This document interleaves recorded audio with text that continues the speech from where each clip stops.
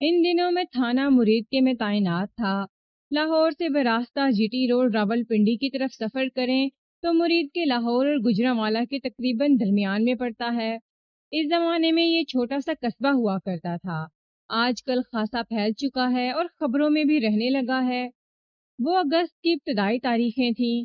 میں ایک صبح حسب معمول تیار ہو کر تھانے پہنچا تو پتہ چلا رات سے ایک جوڑا حوالات میں بند ہے۔ میری رہائش تھانے کے عقبی حصے میں واقع چھوٹے سے سرکاری کوارٹر میں تھی۔ رات کو جب میں تھانے سے اٹھ کر اپنے کوارٹر کی طرف گیا تو حوالات خالی تھی۔ اس کا واضح مطلب یہی تھا کہ یہ کارنامہ نائٹ ڈیوٹی والے عملے نے انجام دیا تھا۔ میں نے اطلاع دینے والے کانسٹیبل سے کہا، افضل، ہارون کو فوراً میرے پاس بھیجو۔ جی ملک صاحب۔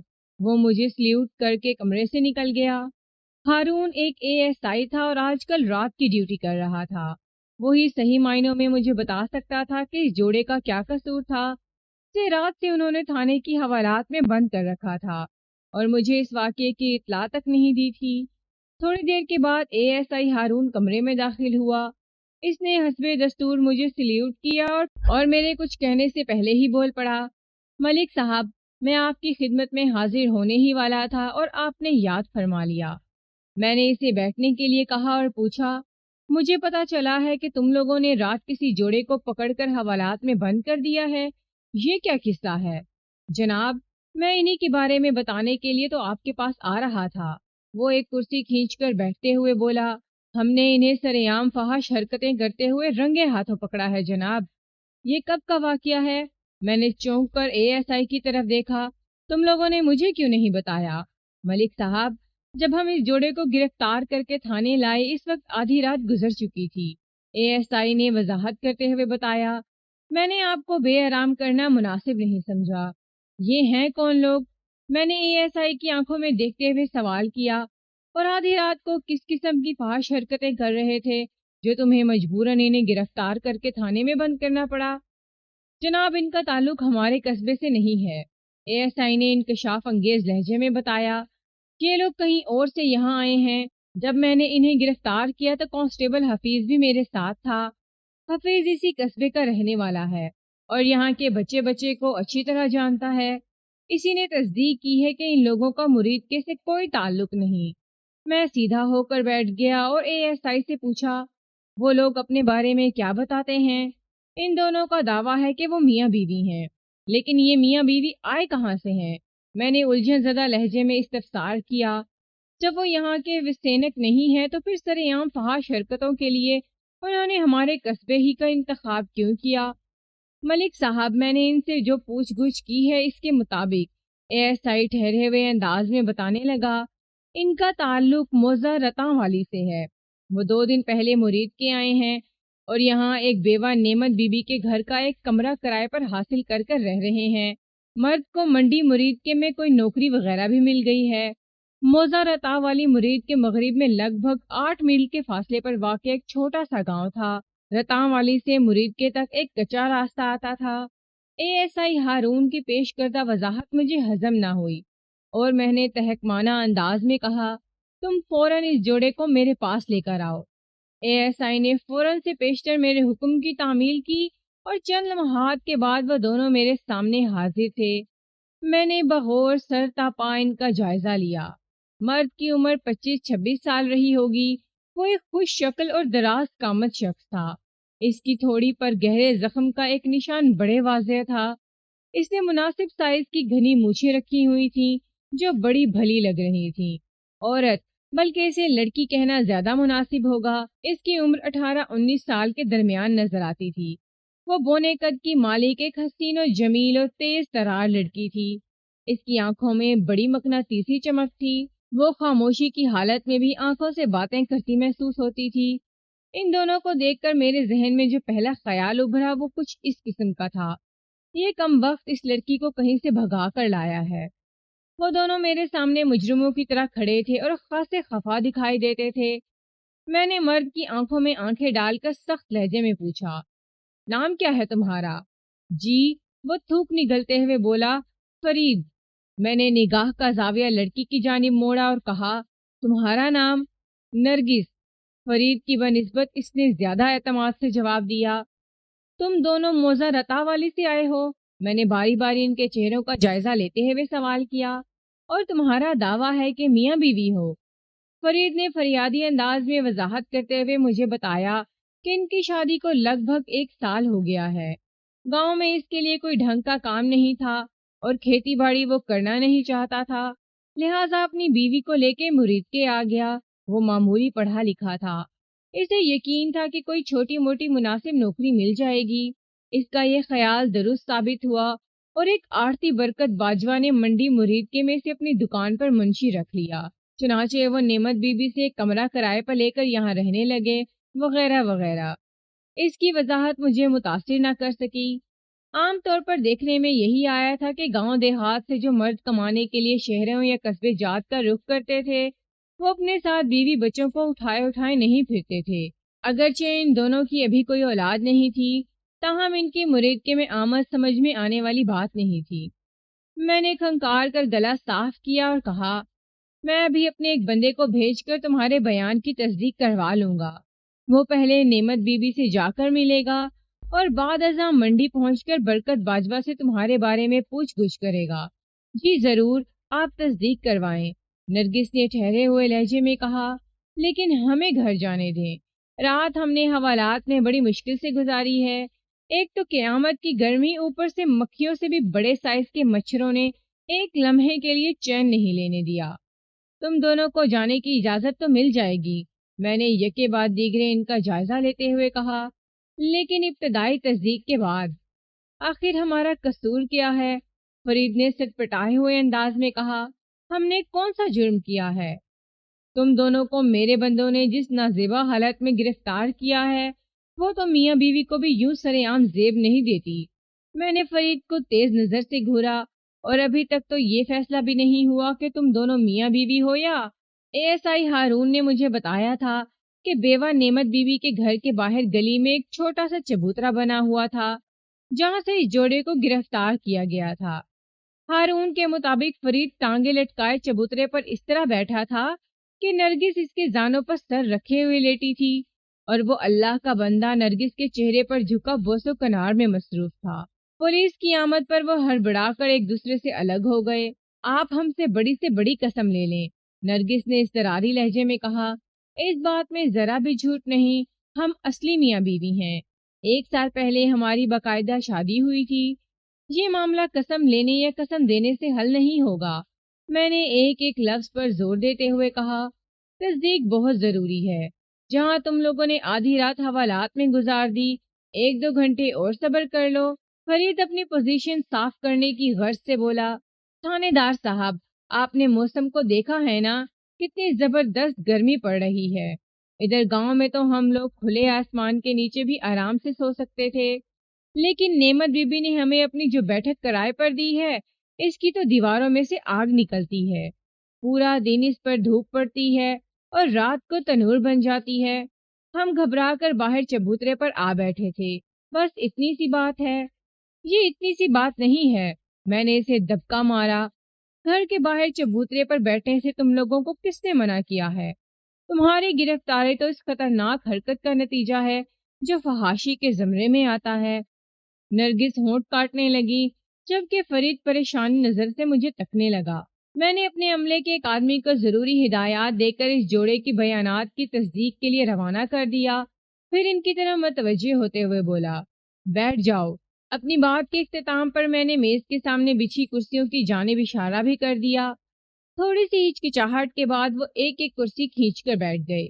میں نے ASI ہارون کو نگاہ کے اشارے سے کہا کہ وہ کمرے سے باہر چلا جائے۔ جب صرف میں اور زیر حراست جوڑا باقی رہ گئے تو میں نے فرید سے کہا، جب تک تم دونوں کے بیانات کی تصدیق نہیں ہو جاتی، تم ادھر میرے سامنے ہی بیٹھو گے، لہٰذا زیادہ پریشان ہونے کی ضرورت نہیں۔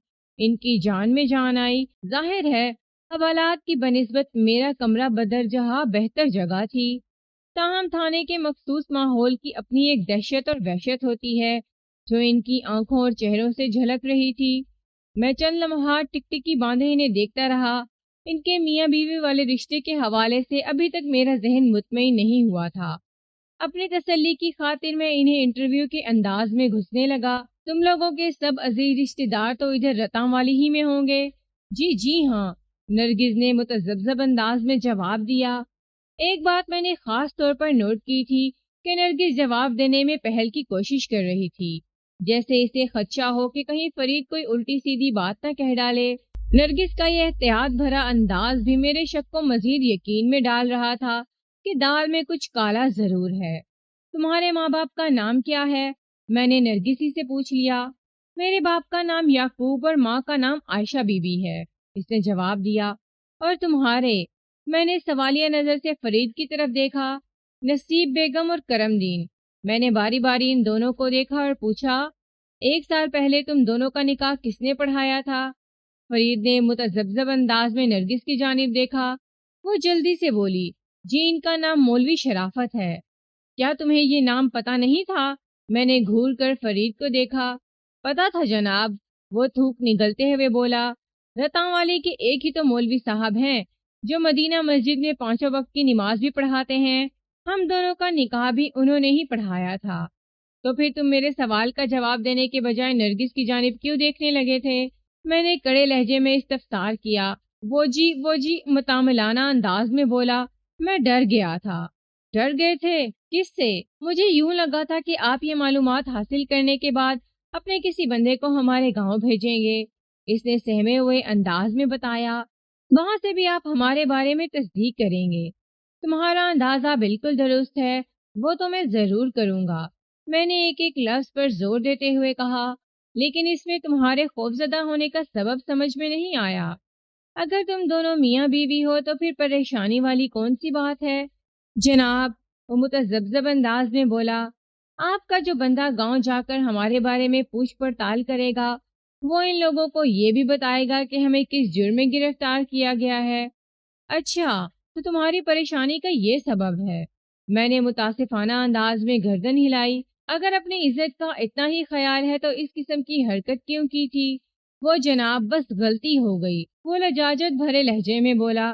معاف کر دیں جی، تمہیں اپنی غلطی کا احساس ہے اس لیے میں نے تمہیں معاف کر دیا، لیکن تمہارے بیانات کی تصدیق ضروری ہے، میں نے تسلی بھرے انداز میں کہا، اور اس حوالے سے بھی تمہیں بے فکر رہنا چاہیے کہ ادھر رتام والی میں تمہارے کرتوتوں کا بھانڈا نہیں پھوڑا جائے گا۔ ان دونوں کی جان میں جان آئی اور وہ مطمئن ہو کر ایک دوسرے کو دیکھنے لگے۔ میں باری باری گھما پھرا کر ان سے مختلف سوالات کرنے لگا۔ تھوڑی دیر کے بعد وہ بندہ واپس آ گیا جسے میں نے فرید اور نرگس کے بیانات کی تصدیق کے لیے نعمت بی بی اور برکت باجوہ کی طرف بھیجا تھا۔ میرے بندے کی رپورٹ کی روشنی میں وہ جوڑا صاف ثابت ہوا، لہٰذا میں نے انہیں جانے کی اجازت دے دی، اس ہدایت کے ساتھ، تم لوگ یہ نہیں سمجھنا کہ میں تمہاری طرف سے مطمئن ہو گیا ہوں۔ میں نے ٹھوس لہجے میں کہا، ابھی رتام والے سے تصدیق کرنا باقی ہے۔ جی، نرگس نے مختصراً کہا، اور اس دوران میں تم دونوں علاقے کو چھوڑ کر کہیں جانے کی کوشش نہیں کرو گے۔ میں نے مزید کہا، اگر کہیں آنا جانا بہت ہی ضروری ٹھہرا تو پہلے تم تھانے میں رپورٹ کرو گے، اس کے بعد ہی کوئی قدم اٹھاؤ گے۔ میں ایک سادہ لباس اہلکار کو تم دونوں کی خفیہ نگرانی پر بھی مامور کر رہا ہوں، میں نے سنسناتے ہوئے لہجے میں کہا، جو مجھے تم لوگوں کی سرگرمیوں کی خبر دے گا، اس لیے زیادہ ہوشیار اور چالاک بننے کی کوشش نہ کرنا۔ میں نے لمحاتی توقف کے بعد اضافہ کرتے ہوئے کہا، سمجھ رہے ہو نا میں کیا کہہ رہا ہوں؟ انہوں نے ایک مرتبہ پھر بیک زبان ہو کر کہا، جی۔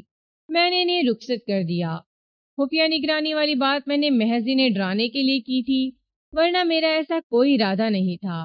ان کے جانے کے بعد میں نے خصوصی ہدایات دے کر اہلکار کو رتام والی روانہ کر دیا، جو اس سے پہلے نعمت بی بی اور برکت باجوہ سے مل کر آیا تھا۔ میرے سٹاف کے اس بندے کا نام حنیف تھا۔ حنیف کی ایک خالہ موزہ رتاوالی میں رہتی تھی اور اس نے مجھ سے خصوصی درخواست کی تھی کہ وہ آج کی رات وہاں گزار کر صبح واپس آ جائے گا۔ میں نے حنیف کی بات قبول کر لی۔ گزشتہ رات گرج چمک کے ساتھ وقفے وقفے سے ہلکی ہلکی بارش ہوتی رہی تھی۔ وہ ساون کے آخری ایام تھے۔ بارش برستی تو موسم خوشگوار ہو جاتا اور دھوپ نکل آنے پر یہی موسم بڑی خطرناک صورت اختیار کر لیتا تھا۔ میں ناشتے سے فارغ ہونے کے بعد اپنے کمرے میں پہنچا تو ایک سنسنی خیز بری خبر میری منتظر تھی۔ پچھلی رات کسی نے فرید پردیسی کو قتل کر دیا تھا۔ جی ہاں، میں اسی فرید کی بات کر رہا ہوں جس کا روزگار اسے رتاں والی سے کھینچ کر مرید کے لے آیا تھا، اور اس کی مبینہ بیوی بھی اس کے ساتھ تھی۔ میں نے ایک اہلکار کو ساتھ لیا اور جائے وقوع پر پہنچ گیا۔ پچھلی رات ہونے والی بارش نے زمین کو اچھا خاصا سیراب کر ڈالا تھا۔ بیوہ نعمت بی بی کا گھر میرے تھانے سے زیادہ دور نہیں تھا۔ میں مختلف گلیوں میں سے گزر کر جب اس کے دروازے پر پہنچا تو وہاں اچھے خاصے لوگوں کو جمع پایا۔ وہ صبح کا وقت تھا، لیکن دھوپ کا دور دور تک نام و نشان نہیں نظر آتا تھا۔ آسمان بادلوں سے پوری طرح ڈھکا ہوا تھا۔ بارش تھم گئی تھی، تاہم آثار سے یہی اندازہ ہوتا تھا کہ کسی بھی وقت یہ سلسلہ دوبارہ شروع ہو سکتا تھا۔ میں نعمت بی بی کے گھر میں داخل ہونے کے بعد بیٹھک میں آ گیا، کیونکہ مقتول فرید کی لاش اسی کمرے میں پڑی تھی۔ میں فوراً سے پیشتر لاش کے معائنے میں مصروف ہو گیا۔ پہلی نظر میں یہی محسوس ہوا کہ فرید کو سوتے میں موت کے گھاٹ اتارا گیا تھا۔ وہ بستر سے آ رہی ایک چارپائی پر چت پڑا تھا۔ اس طرح کے خطرناک خنجر دستے تک اس کے سینے میں پیوست دکھائی دیتا تھا، اور بلا شبہ یہی قاتل خنجر اس کی موت کا سبب بھی تھا۔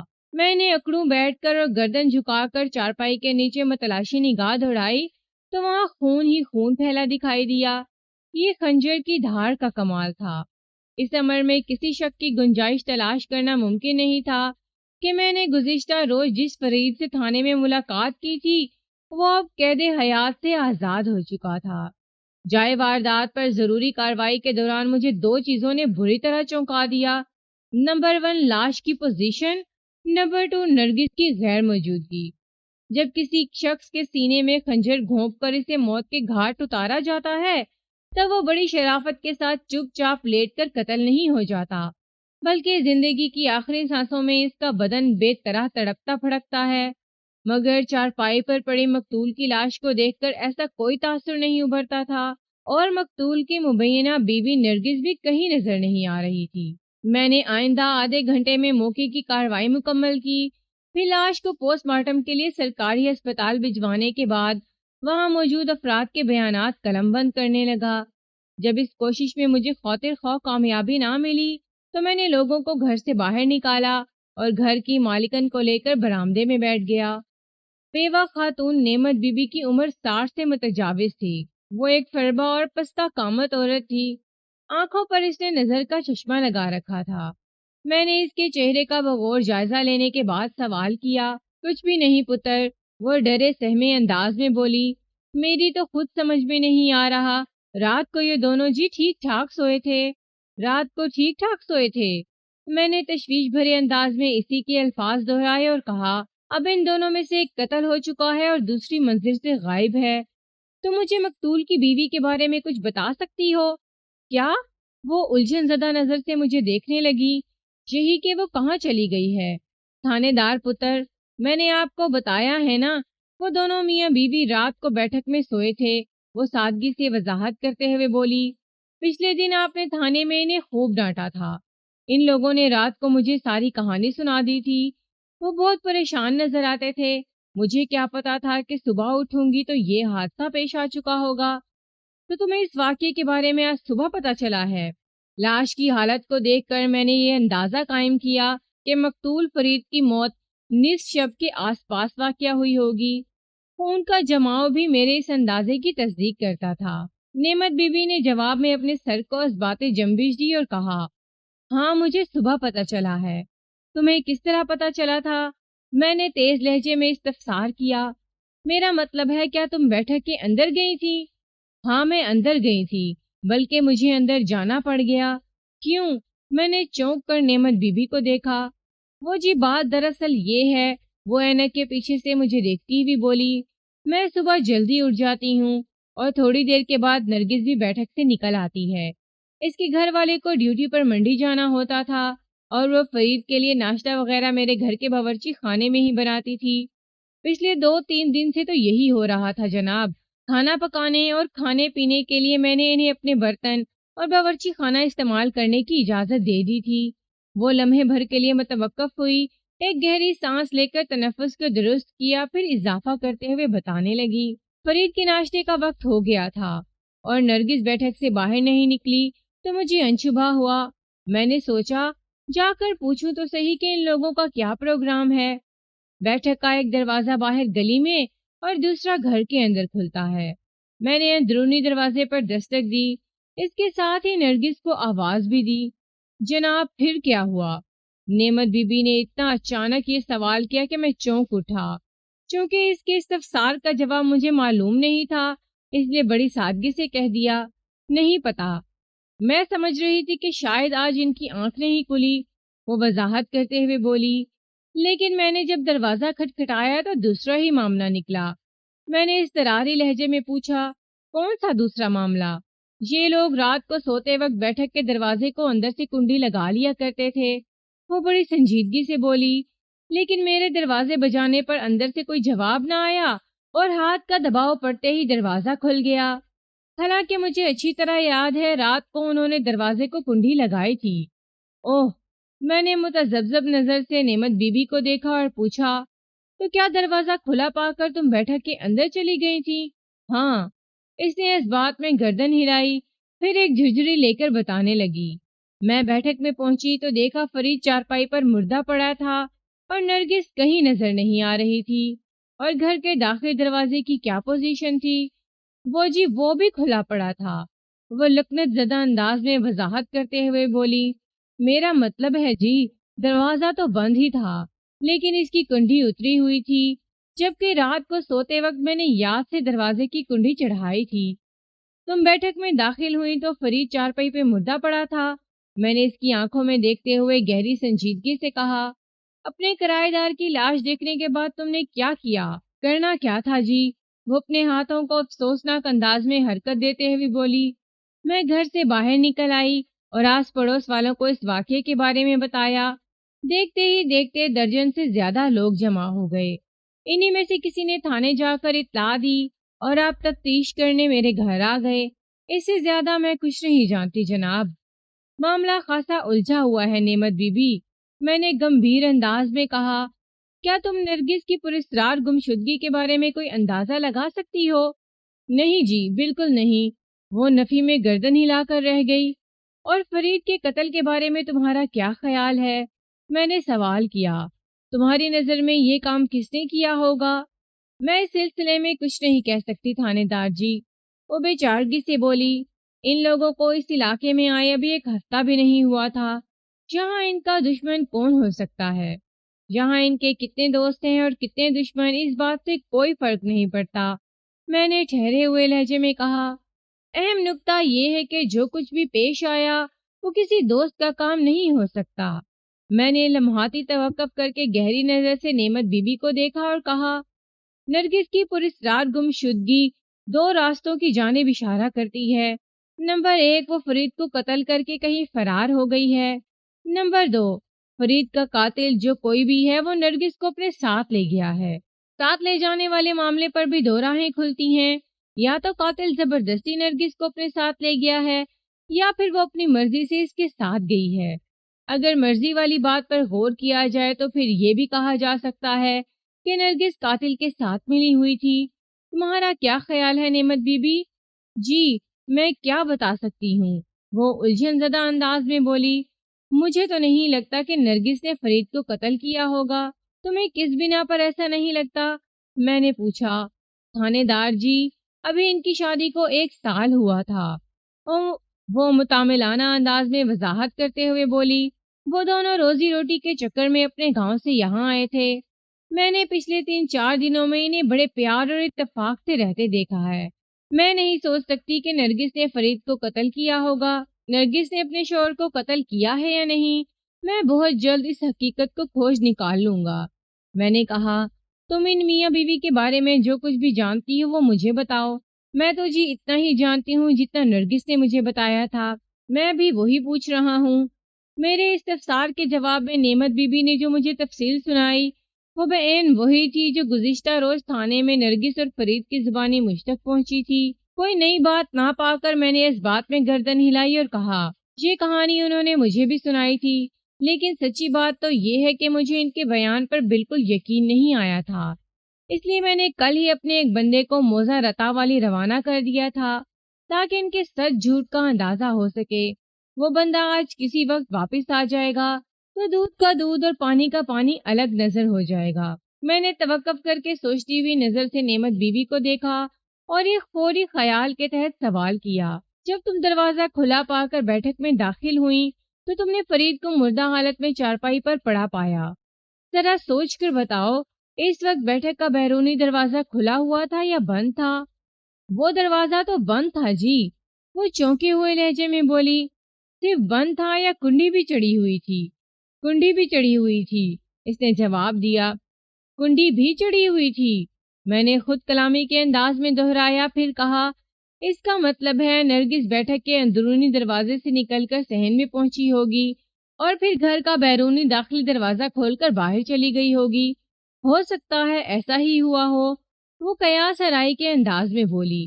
میں نے پوچھا، ان 3-4 دنوں میں کوئی ان سے ملنے بھی آیا، خاص طور پر پچھلی رات؟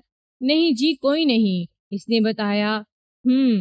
میں گہری سوچ میں ڈوب گیا، پھر پوچھا، نعمت بی بی، پچھلی رات تمہیں ٹھیک طرح نیند آئی تھی یا؟ میں نے دانستہ جملہ ادھورا چھوڑ دیا۔ وہ متذبذب لہجے میں بولی، جی میں تو ٹھیک ہی سوئی تھی اور ٹھیک وقت پر صبح میری آنکھ بھی کھلی تھی، لیکن آپ یہ سوال کیوں کر رہے ہیں؟ یہ سوال میں نے اس لیے کیا ہے کہ میں نے نعمت بی بی کی آنکھوں میں دیکھتے ہوئے کہا، فرید کو جس طرح سینے میں خنجر اتار کر موت کی نیند سلایا گیا ہے وہ نظر انداز کرنے والی بات نہیں۔ یہ کام چپ چاپ خاموشی سے نہیں ہوا ہوگا۔ فرید نے زندگی ہارنے سے پہلے بھرپور مزاحمت کی ہوگی۔ کیا پچھلی رات تم نے ایسی آوازیں سنی تھی جس سے اندازہ ہو کہ بیٹھک میں کچھ گڑبڑ ہے؟ نہیں جناب، مجھے اس بارے میں کچھ پتہ نہیں، وہ سادہ سے لہجے میں بولی۔ میں رات کو جب سوئی تو پھر صبح ہی میری آنکھ کھلی تھی۔ بیٹھک میں رات کو کیا واقعہ پیش آیا اس بارے میں بالکل نہیں جانتی۔ ایک بات بتاؤ نعمت بی بی، میں نے سوال و جواب کے سلسلے کو سمیٹتے ہوئے پوچھا، تم نے اس جوڑے کو آنکھیں بند کر کے اپنی بیٹھک کرائے پر دے دی تھی، کیا ان کے بارے میں کچھ پوچھ پڑتال بھی کی تھی؟ پوچھ پڑتال کہاں سے کرتی جی؟ وہ بے بسی سے پلکیں جھپکاتے ہوئے بولی، ان لوگوں کو یہاں کوئی نہیں جانتا، میں کس کے پاس جا کر تصدیق کرتی یا کس کی ضمانت پر انہیں بیٹھک کرائے پر دیتی؟ وہ تھوڑی دیر کے لیے رکی، ایک گہری سانس خارج کی، پھر اپنی بات مکمل کرتے ہوئے بولی، ہم دونوں کو ایک دوسرے کی ضرورت تھی، اس لیے میں نے انہیں رہنے کے لیے بیٹھک کرائے پر دے دی۔ ایک دوسرے کی ضرورت تھی، میں نے الجھن زدہ انداز میں کہا، میں کچھ سمجھا نہیں۔ سیدھی بات ہے جناب، وہ وضاحت کرتے ہوئے بولی، انہیں رہنے کے لیے ایک کمرہ چاہیے تھا اور مجھے پیسوں کی ضرورت تھی، میں نے انہیں گھر کی بیٹھک کرائے پر دے دی۔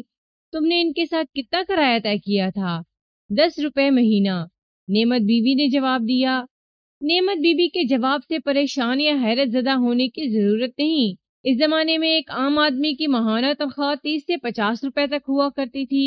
اس حساب سے کرایہ ماہانہ آمدنی کا لگ بھگ 30% تھا۔ لوگ خواہ کہتے ہیں کہ زمانہ بدل گیا ہے، کچھ بھی تو نہیں بدلا۔ آج بھی 15,000 کمانے والا 5,000 روپے کرائے کے گھر میں رہتا ہے۔ نہ تو چیزوں میں کوئی بدلاؤ آیا اور نہ ہی انسان کی ضروریات زندگی میں کوئی تبدیلی آئی ہے۔ میں نے نعمت بی بی سے سوال کیا، انہوں نے تمہیں کرائے کی مد میں کچھ رقم ایڈوانس بھی دی تھی؟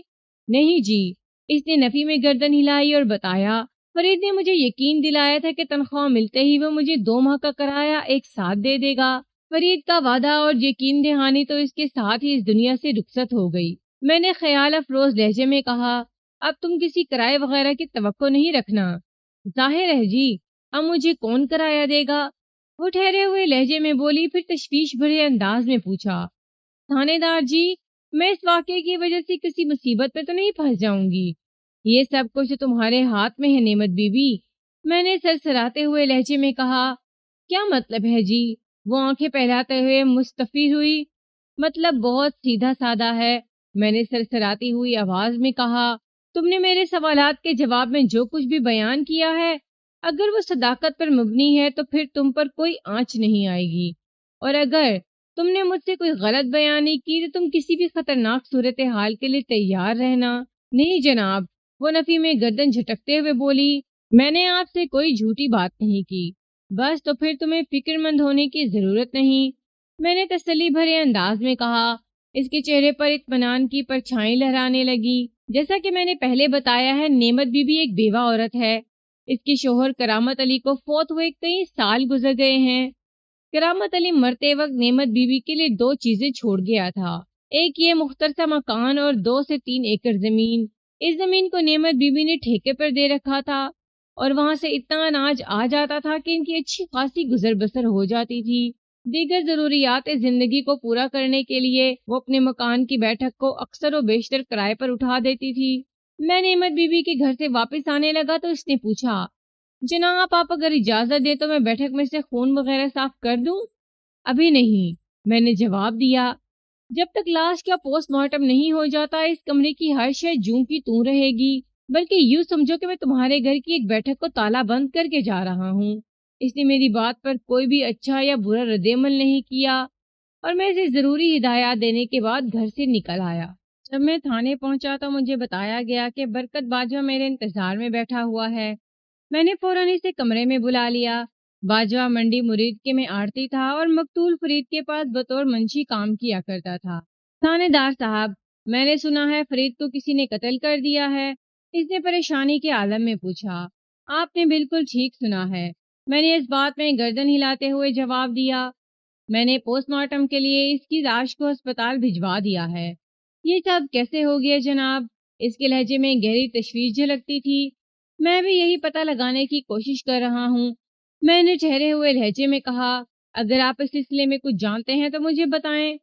مجھے تو کچھ معلوم نہیں جناب، وہ بے بسی سے میری طرف دیکھتے ہوئے بولا۔ ابھی تو اسے میرے پاس کام کرتے ہوئے 2-3 دن ہی گزرے تھے اور مجھے پتا چلا ہے کہ اس کی بیوی بھی غائب ہے۔ آپ کو بالکل درست پتا چلا ہے، میں نے کہا، اور مقتول کی بیوی کی گمشدگی نے اس کیس کو بہت ہی تشویشناک بنا دیا ہے۔ کہیں جناب وہ آنکھیں سکیڑ کر خوفزدہ لہجے میں بولا، قتل اور اغوا کی کوئی سنگین واردات تو نہیں؟ ایسا بھی ہو سکتا ہے، میں نے معنی خیز انداز میں کہا، اور ایسا نہیں بھی ہو سکتا؟ جین میں سمجھا نہیں۔ وہ الجھن زدہ نظروں سے مجھے دیکھنے لگا۔ آپ کی اس دوہری بات کا کیا مطلب ہے جناب؟ بہت سیدھا سا مطلب ہے باجوہ صاحب، میں نے ایک لفظ پر زور دیتے ہوئے کہا۔ عین ممکن ہے یہ قتل اور اغوا کی واردات ہو، اور یہ بھی ہو سکتا ہے کہ نرگس نے خود ہی اپنے شوہر کو قتل کیا ہو اور راتوں رات کہیں فرار ہو گئی ہو۔ وہ ایسا کیوں کرے گی تھانے دار صاحب؟ وہ متعاملانہ لہجے میں بولا۔ ان کی شادی کو تو ابھی بمشکل 1 سال گزرا ہے اور وہ رزق کی تلاش کے سلسلے میں یہاں آئے تھے۔ فرید نے مجھے بتایا تھا کہ اس کی بیوی بڑی محبت کرنے والی عورت ہے۔ باجوہ صاحب، میں نے آڑتی برکت باجوہ کی آنکھوں میں دیکھتے ہوئے کہا، آپ کے سوال کے مطابق نرگس نے فرید کو قتل کیوں کیا ہوگا؟ یہ تو میں اس سے اس وقت پوچھوں گا جب وہ میرے ہتھے چڑھے گی، اور جہاں تک اس کی شادی کا تعلق ہے تو اس سلسلے میں کوئی فارمولہ وضع نہیں کیا جا سکتا۔ کوئی بھی شخص اپنے شریک حیات کو شادی کے فوراً بعد بھی موت کے گھاٹ اتار سکتا ہے، اور 1-2 سال یا 5-10 کے بعد بھی وہ ایسا کارنامہ انجام دے سکتا ہے۔ اس صورتحال نے مجھے اپنی ذہنی طور پر بہت الجھا دیا ہے جناب، وہ تشویشناک انداز میں بولا۔ فرید کی موت مجھے ہضم نہیں ہو رہی، آپ اپنے ذہن اور ہاضمے کو قابو میں رکھیں باجوہ صاحب، ابھی مجھے آپ سے ضروری معلومات حاصل کرنا ہے، میں نے ٹھہرے ہوئے لہجے میں کہا۔ یہ تو اچھا ہو گیا کہ آپ خود ہی تھانے تشریف لے آئے، ورنہ مجھے بندہ بھیج کر آپ کو یہاں بلوانا پڑتا۔ مثلاً کیسی معلومات؟ وہ بے چینی سے بولا۔ مثلاً یہ کہ میں نے بدستور اس کی آنکھوں میں جھانکتے ہوئے سوال کیا، کیا آپ فرید کو پہلے سے جانتے تھے؟ جی نہیں، وہ قطعی انداز میں بولا، بالکل نہیں جناب۔ آپ نے ایک اجنبی شخص کو اپنے پاس ملازم رکھنے سے پہلے اس کے بارے میں کوئی چھان بین تو ضرور کی ہوگی؟ نہیں جناب، وہ نفی میں گردن ہلاتے ہوئے بولا، میں نے اس کی زبان پر بھروسہ کر کے اسے نوکری دے دی تھی۔ زبان پر بھروسہ کر کے؟ میں نے خود کلامی کے انداز میں برکت باجوہ کے الفاظ دہرائے اور پوچھا، مقتول نے اپنے بارے میں آپ کو کیا بتایا تھا؟ برکت باجوہ وضاحت کرتے ہوئے بولا، ان کی شادی کو لگ بھگ 1 سال ہوا تھا۔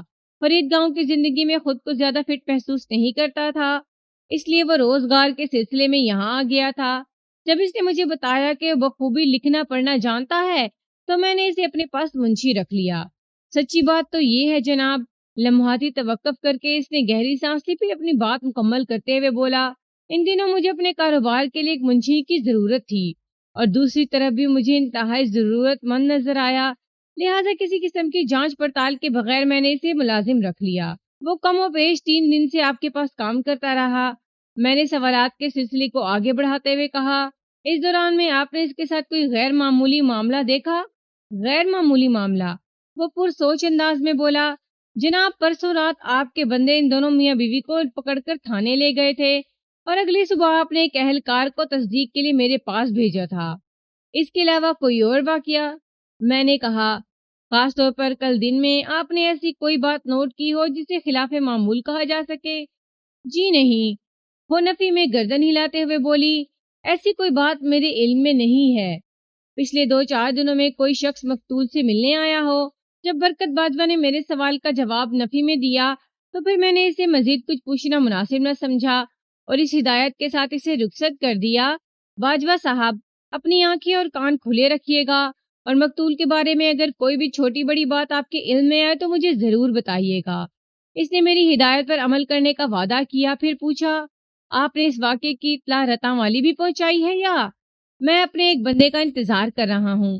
باجوہ کی بات پوری ہونے سے پہلے ہی میں نے کہہ دیا، جس طرح کل میں نے ایک بندہ بھیج کر آپ سے اور نعمت بی بی سے مقتول اور مبینہ بیوی نرگس کے بارے میں، باجوہ صاحب اپنی آنکھیں اور کان کھلے رکھیے گا اور مقتول کے بارے میں اگر کوئی بھی چھوٹی بڑی بات آپ کے علم میں آئے تو ضرور مجھے بتائیے گا۔ اس نے میری ہدایات پر عمل کرنے کا فیصلہ کیا، پھر پوچھا، آپ نے اس واقعے کی اطلاع رتاں والا بھی پہنچائی ہے یا؟ میں اپنے ایک بندے کا انتظار کر رہا ہوں۔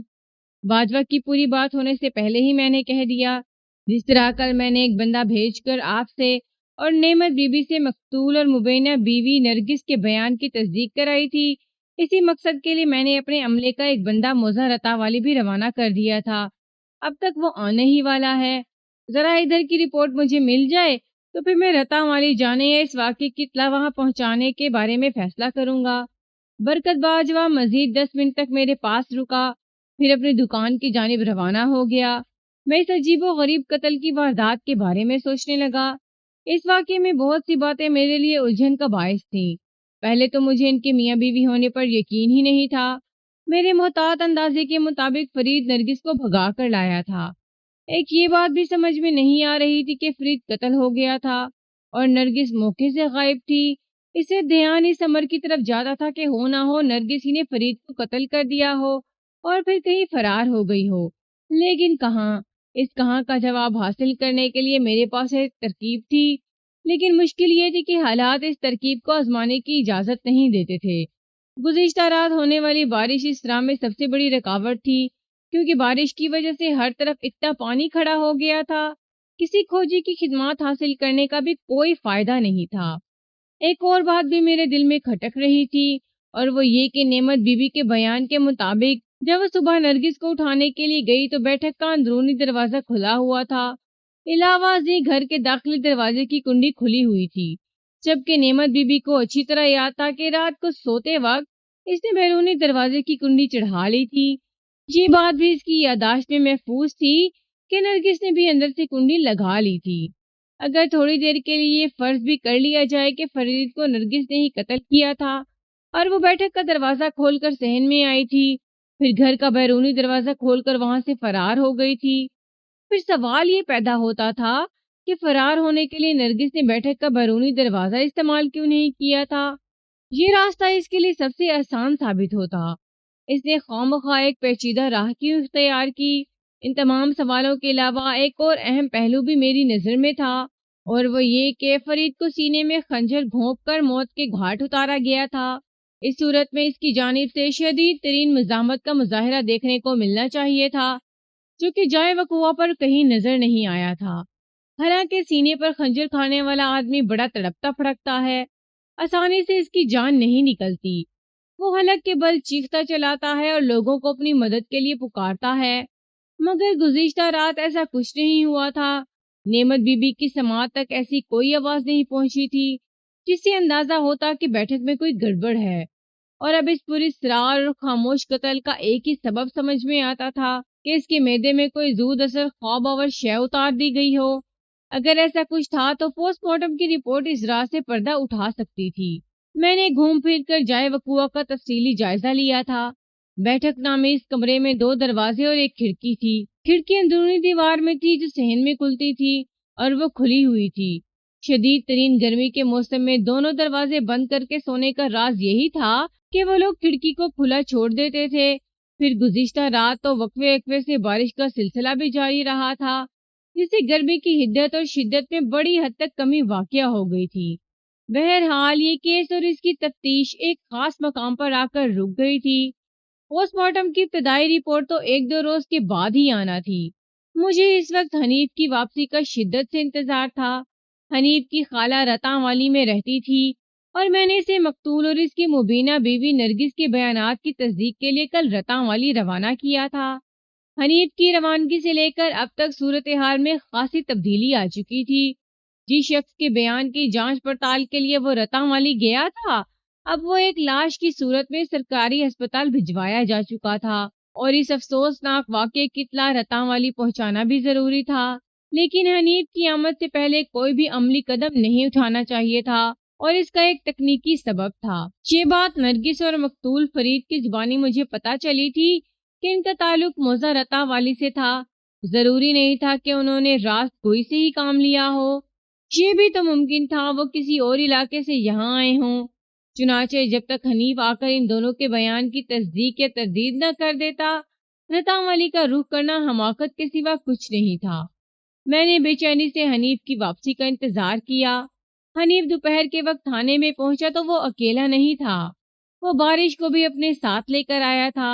اس کی آمد سے چند منٹ پہلے ہلکی بوندا باندی شروع ہو چکی تھی، اور جیسے ہی اس نے تھانے کی حدود میں قدم رکھا، بارش نے زور پکڑ لیا۔ میرے کمرے تک پہنچتے پہنچتے وہ اچھا خاصا بھیگ چکا تھا۔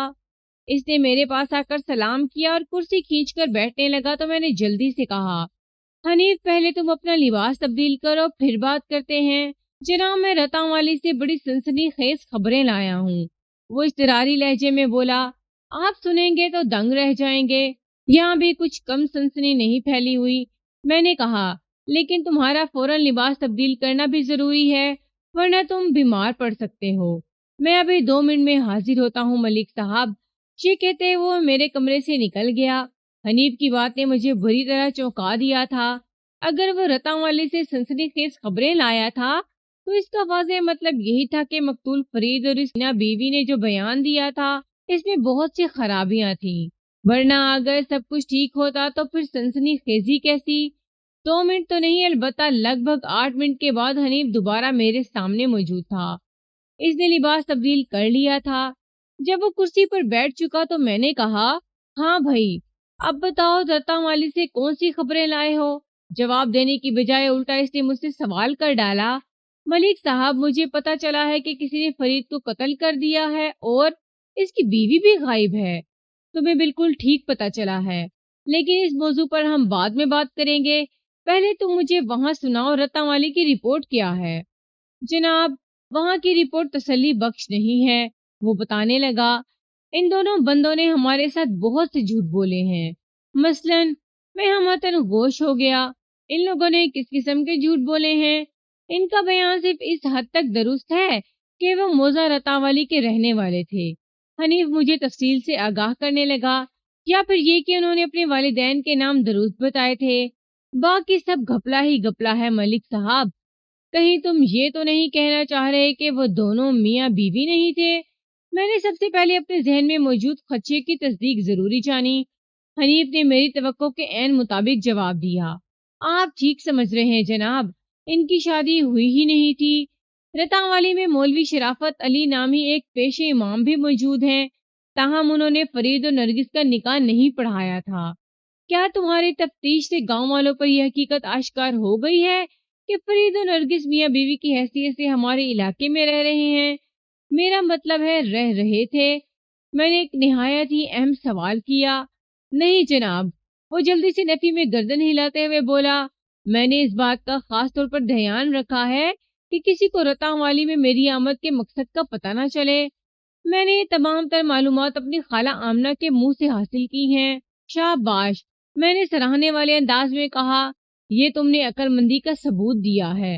اب ذرا جلدی سے بتاؤ کہ تمہارے خالہ نے تمہیں کس قسم کی سنسنی خیز خبریں دی ہیں؟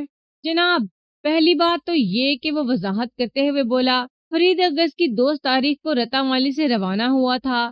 اس نے اپنے گھر والوں کو بتایا تھا کہ وہ ہفتے 10 دن کے لیے لاہور جا رہا ہے۔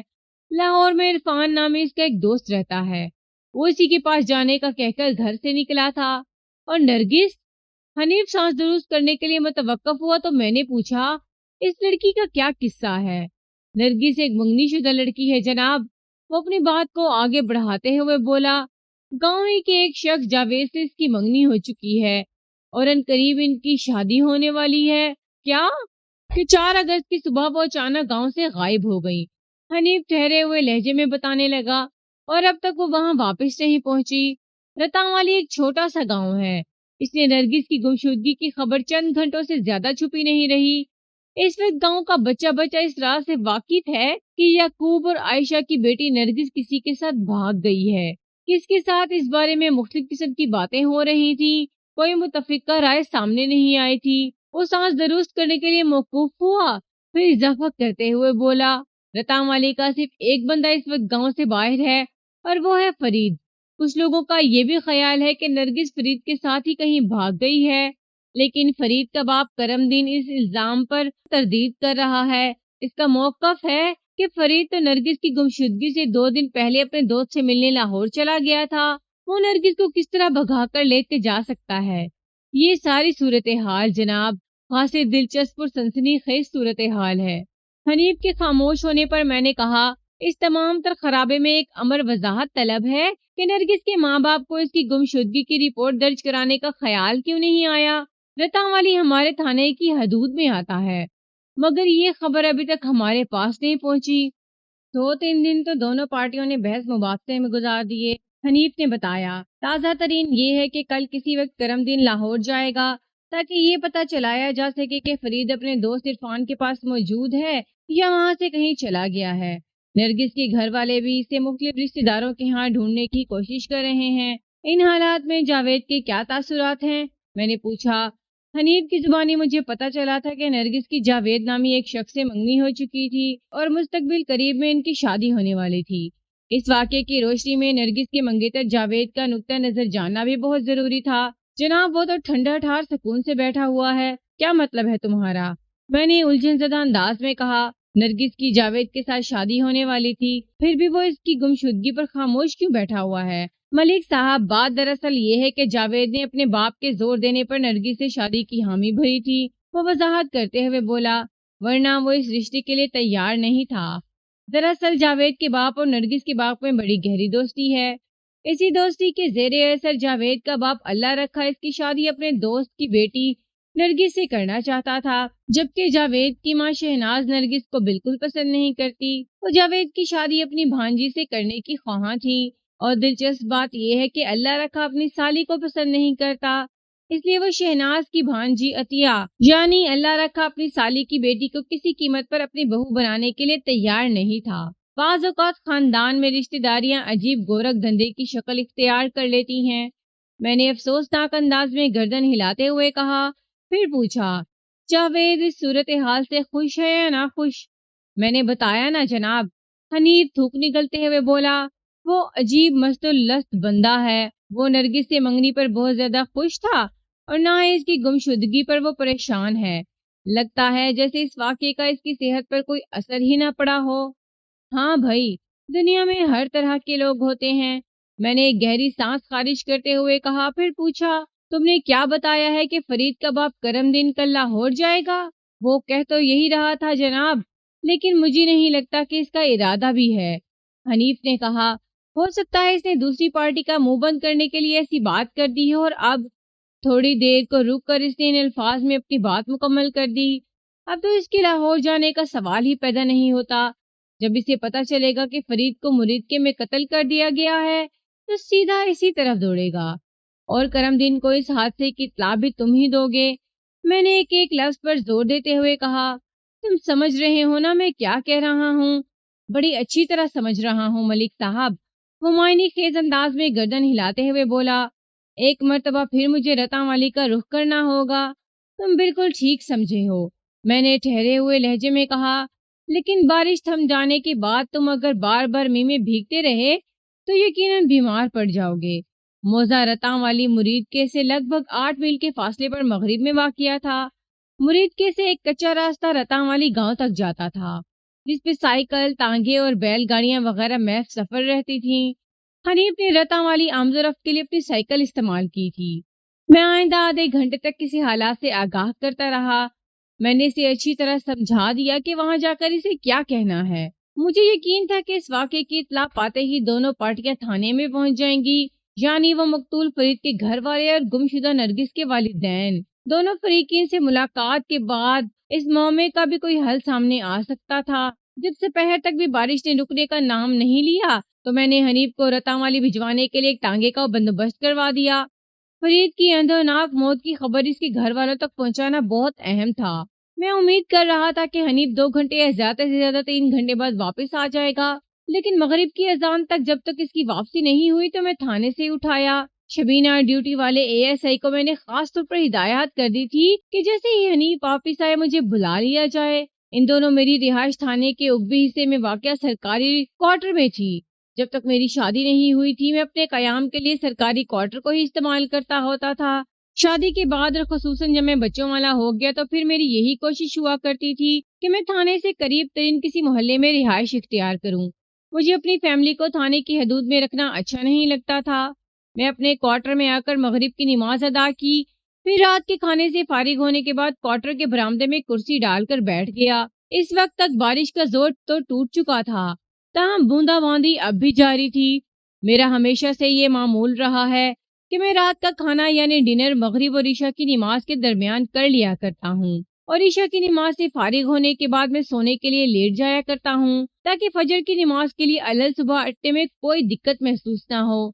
शहरी जिंदगी में इन फितरी मामूलात का जारी रखना बहुत मुश्किल है, लेकिन चूंकि गांव देहात का मिजाज ही कुछ इस किस्म का होता है, इसलिए इस रूटीन को फॉलो करने के लिए कोई हल लगते हैं और ना ही बैल। मैं अपने क्वार्टर के बरामदे में आराम से कुर्सी पर बैठा फरीद और नरगिस के बारे में ही सोच रहा था। हनीफ की जुबानी जो हालात मुझ तक पहुंचे थे, इनकी रोशनी में मेरा जहन एक खास जाविये पर आगे बढ़ रहा था।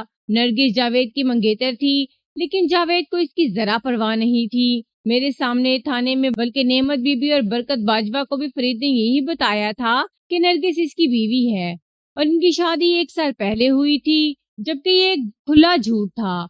इस सूरत हाल में तो यही कहा जा सकता था कि नरगिस जावेद को कतई नापसंद करती होगी, जबकि नरगिस और फरीद में पसंदीदगी का कोई न कोई रिश्ता जरूर इस्तवार था। जब भी वो इसके साथ नजर आ रहा था, ये अमर भी मुसद्दिका ही नजर आता था कि 4 अगस्त की सुबह नरगिस ने फरीद ही की खातिर रतांवाली को खैराबाद कह दिया था, जबकि फरीद 2 दिन पहले रतांवाली से निकल चुका था।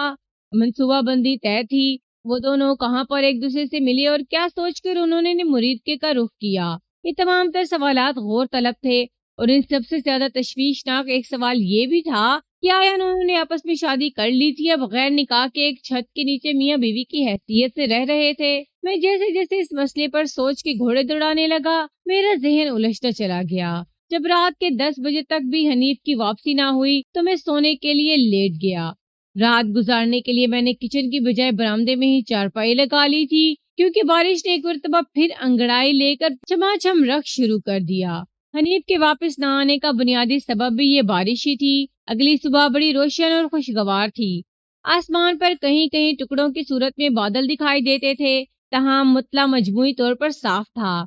नर्म और गवारा धूप चारों तरफ फैली हुई थी। ये सुबह का समा था। अगर दिन भर यही सूरत हाल रहती तो फिजा की खुशगवारियत को रफू चक्कर होने में ज्यादा देर न लगती।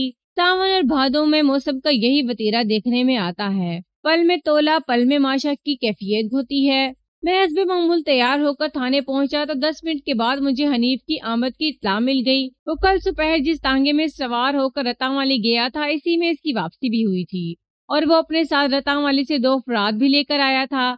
नंबर 1 मकतूल फरीद का बाप करमदीन, नंबर 2 नरगिस की माँ आयशा बेबी। मैंने फौरन इन दोनों को अपने पास बुला लिया। करमदीन की उम्र 60 के आसपास नजर आती थी। वो गहरे सांवले रंग का मालिक एक दराज कामत शख्स था। इसके सर और दाढ़ी के बाल सफेद हो चुके थे।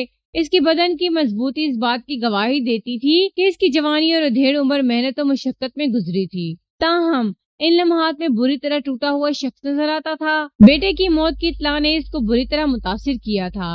आयशा बीबी 55 के पेटे में दिखाई देती थी। वो पस्ता कद और फरबा अंदाम औरत थी। وہ شکل ہی سے تیز ترار اور ہوشیار لگتی تھی۔ نرگس کے خد و خال میں بڑی حد تک عائشہ کا عکس جھلکتا تھا۔ میں نے حنیف کو کمرے سے باہر جانے کا اشارہ کیا اور کرم دین عائشہ کو بیٹھنے کے لیے کہا۔ انہوں نے میری پیشکش کے مطابق عمل کیا اور کرسی پر بیٹھتے ہی کرم دین امداد طلب انداز میں میری طرف دیکھنے لگا۔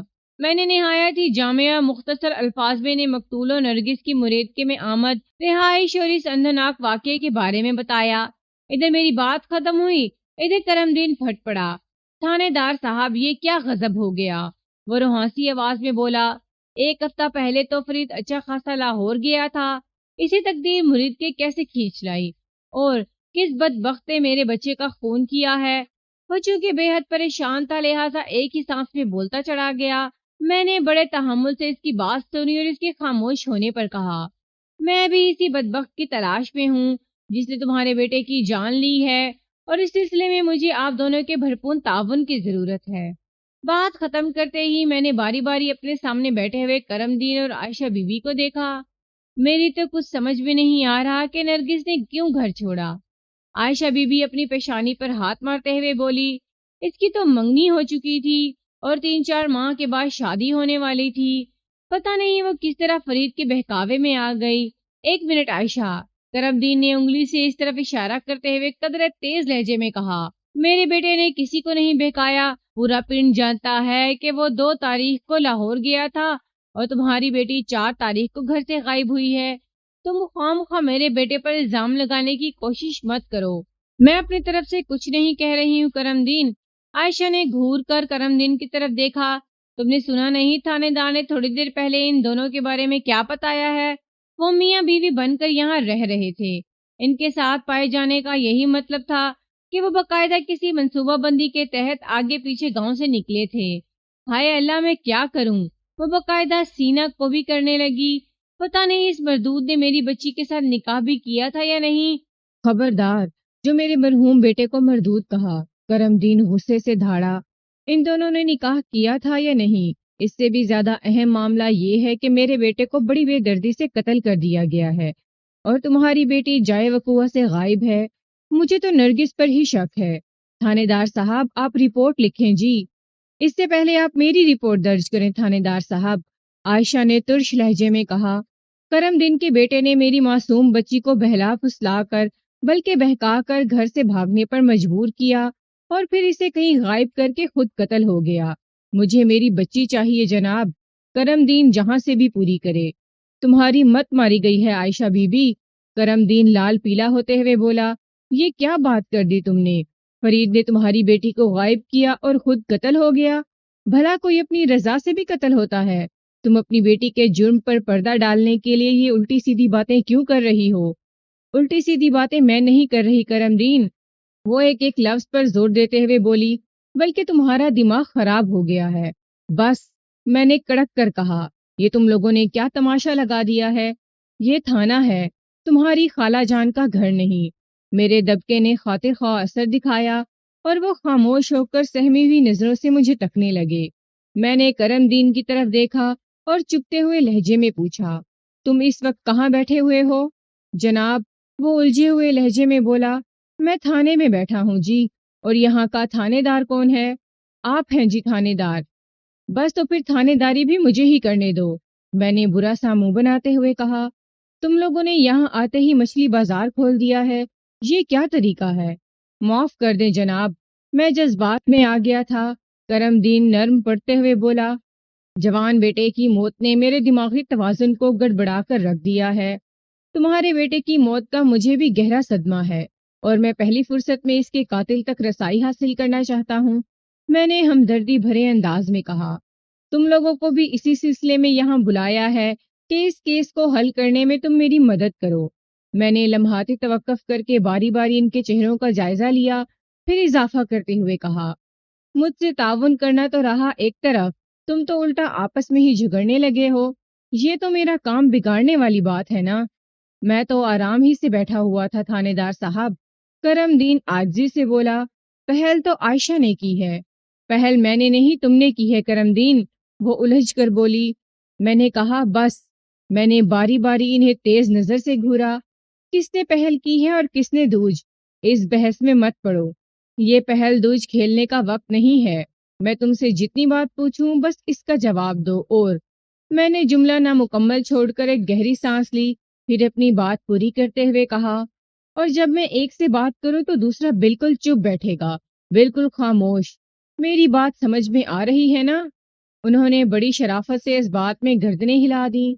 میں کرم دین کی طرف متوجہ ہو گیا اور ٹھہرے ہوئے لہجے میں پوچھا، کیا یہ سچ ہے کہ تمہارا فرید 2 اگست کو یہ بتا کر گھر سے نکلا تھا کہ وہ ہفتہ 10 دن کے لیے اپنے کسی دوست کے پاس لاہور جا رہا ہے؟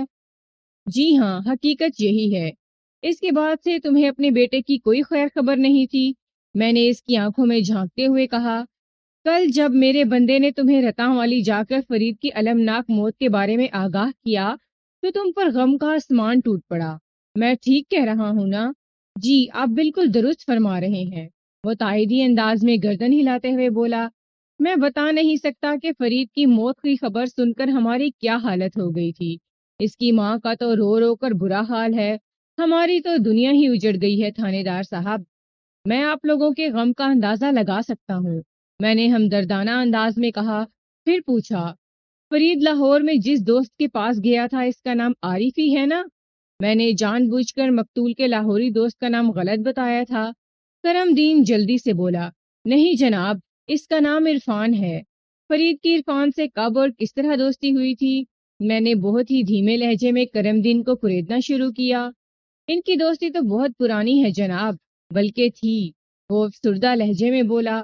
عرفان بھی رتا والی کا ہی رہنے والا ہے، پچھلے 2 سال سے وہ روزگار کے سلسلے میں لاہور گیا ہوا ہے اور مہینے 2 مہینے میں وہ ایک آدھ بار گاؤں کا چکر لگا لیتا ہے۔ عرفان لاہور میں کیا کام کرتا ہے؟ میں نے پوچھا، اور اس نے رہائش وغیرہ کہاں رکھی ہوئی ہے؟ وہ لاہور میں ڈبل روٹی بنانے والی کسی فیکٹری میں کام کرتا ہے جو فیروز پور روڈ پر واقع ہے، کرم دین نے میرے سوال کے جواب میں بتایا، اور ادھر قریب ہی کسی آبادی میں اس نے کرائے پر مکان لے رکھا ہے۔ کرم دین نے بعد میں مجھے بند اور ڈبل روٹی بنانے والی اس فیکٹری کا نام بھی بتایا تھا، لیکن باوجہ میں نے وہ نام یہاں ظاہر نہیں کیا۔ میں نے کرم دین کی آنکھوں میں آنکھیں ڈال کر کہا، بس ایک آخری سوال، اور اس کا جواب بہت سوچ سمجھ کر دینا، تمہاری غلط بیانی بعد میں کوئی بڑی مصیبت بھی کھڑی کر سکتی ہے۔ وہ چوکنا نظر سے مجھے دیکھتے ہوئے بولا، جی پوچھیں، میں نے اب تک آپ سے کوئی جھوٹ بولا ہے اور نہ ہی آئندہ ایسی حرکت کروں گا۔ میں نے ایک ایک لفظ پر زور دیتے ہوئے پوچھا، کیا تمہارے بیٹے فرید اور عائشہ بی بی کی بیٹی نرگس میں کوئی عشق محبت کی کہانی چل رہی تھی؟ سوال ہی پیدا نہیں ہوتا تھانے دار صاحب، عائشہ چمک کر بولی، میں نے تم سے پوچھا ہے۔ میں نے گھور کر اسے دیکھا۔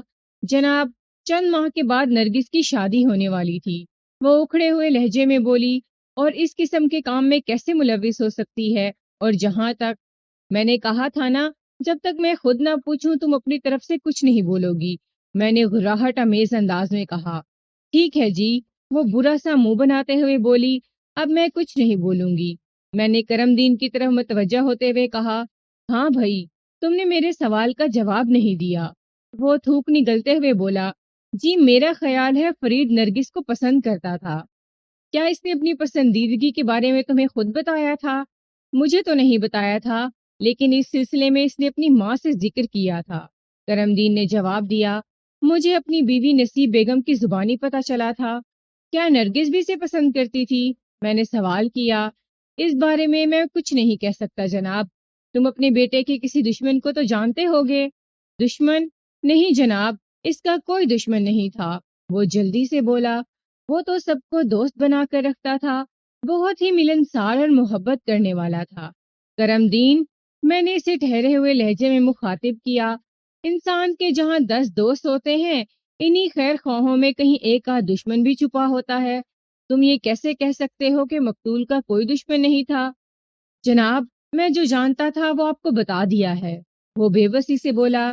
تمہارے خیال میں فرید کو کسی دوست نے موت کے گھاٹ اتارا ہوگا؟ میں نے کہا، یہ کام کوئی دوست نہیں بلکہ کوئی دشمن ہی کر سکتا ہے۔ لیکن جناب، وہ متذبذب انداز میں بولا، آپ نے تو بتایا ہے کہ وہ اور نرگس جہاں میاں بیوی کی حیثیت سے رہ رہے تھے اور نرگس اب غائب ہے، تو کیا اس کا مطلب یہ ہے کہ… وہ جملے کو ادھورا چھوڑ کر سوالیہ نظر سے عائشہ بی بی کی طرف دیکھنے لگا۔ دیکھ لیں تھانے دار صاحب، عائشہ خاموش نہ رہ سکی اور شکایت بھرے لہجے میں مجھ سے کہا، یہ کرم دین تو ہاتھ دھو کر میری بچی کے پیچھے پڑ گیا ہے، یہ نرگس کو فرید کا قاتل سمجھ رہا ہے۔ کرم دین نے ایسی کوئی بات نہیں کی، بلکہ مجھے یہ شک ہے کہ فرید کی موت میں کسی نہ کسی زاویے سے نرگس ضرور ملوث ہے، یا کم از کم وہ قتل کی اس واردات کے بارے میں بہت کچھ جانتی ہے۔ میں نے لمحاتی توقف کر کے گہری سانس لی، پھر اپنی بات مکمل کرتے ہوئے کہا، مجھے اس بات کا یقین ہو گیا ہے کہ تم دونوں کا ایک جگہ موجود رہنا ٹھیک نہیں، اس لیے کرم دین، میں نے کرم دین کی طرف دیکھتے ہوئے کہا، تم باہر برآمدے میں جا کر بیٹھو، اگر تمہاری ضرورت محسوس ہوئی تو میں تمہیں اندر بلا لوں گا۔ اس نے فوراً میرے حکم کی تعمیل کی اور کمرے سے باہر چلا گیا۔ میں عائشہ بی بی کی طرف متوجہ ہو گیا اور گہری سنجیدگی سے کہا، دیکھو عائشہ، اس حقیقت کو تو دنیا کی کوئی طاقت جھٹلا نہیں سکتی کہ پچھلے 3-4 دن تمہاری بیٹی نرگس یہاں مقتول فرید کے ساتھ اس کی بیوی کی حیثیت سے رہ رہی تھی۔ اس کا واضح مطلب یہی ہے کہ فرید اسے زبردستی اغوا کر کے اپنے ساتھ نہیں لایا تھا، بلکہ اس کام میں نرگس کی مرضی پوری طرح شامل رہی ہوگی، اور اس مرضی کا میں بھی چشمدید گواہ ہوں۔ جی کیا؟ میری بات مکمل ہونے سے پہلے ہی وہ بول اٹھی، آپ نے ایسا کیا دیکھا تھا تھانے دار صاحب؟ 2 روز پہلے ایک رات جب انہیں کھلے عام نازیبا حرکت کے الزام میں گرفتار کر کے تھانے لایا گیا تھا تو میں نے ان کا تفصیلی انٹرویو کیا تھا، میں نے بدستور سنجیدہ لہجے میں کہا۔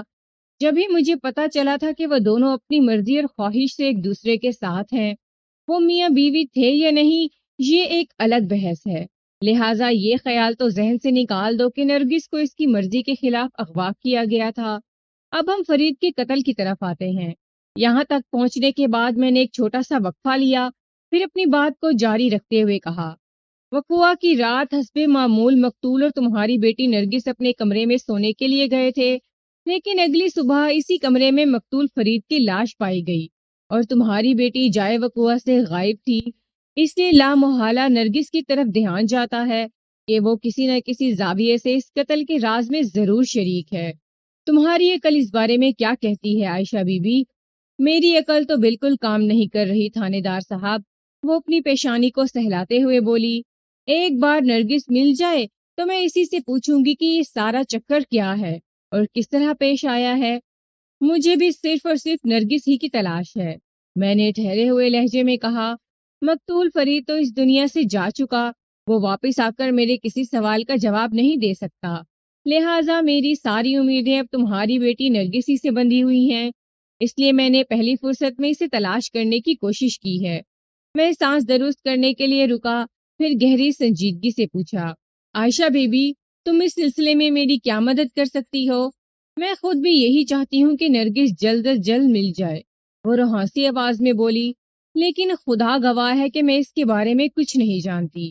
اس بات کا مجھے بخوبی اندازہ ہو گیا تھا کہ عائشہ بی بی اپنی بیٹی کی گمشدگی یا غیاب کے بارے میں کچھ نہیں جانتی تھی، اور اس حوالے سے میں اس پر کوئی دباؤ بھی نہیں ڈال رہا تھا۔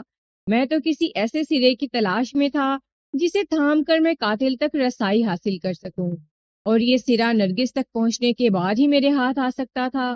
میں دوبارہ عائشہ بی بی کی طرف متوجہ ہوا اور ٹھہرے ہوئے لہجے میں پوچھا، نرگس کا باپ تھانے کیوں نہیں آیا؟ اس نے تمہیں کیوں بھیج دیا ہے؟ جب سے نرگس گم ہوئی ہے یعقوب گہرے صدمے میں ہے، وہ ایک افسردہ سی سانس خارج کرتے ہوئے بولی، ہر وقت یہی دہراتا رہتا ہے کہ نرگس نے گھر سے باہر قدم نکال کر اس کی ناک کٹوا دی ہے۔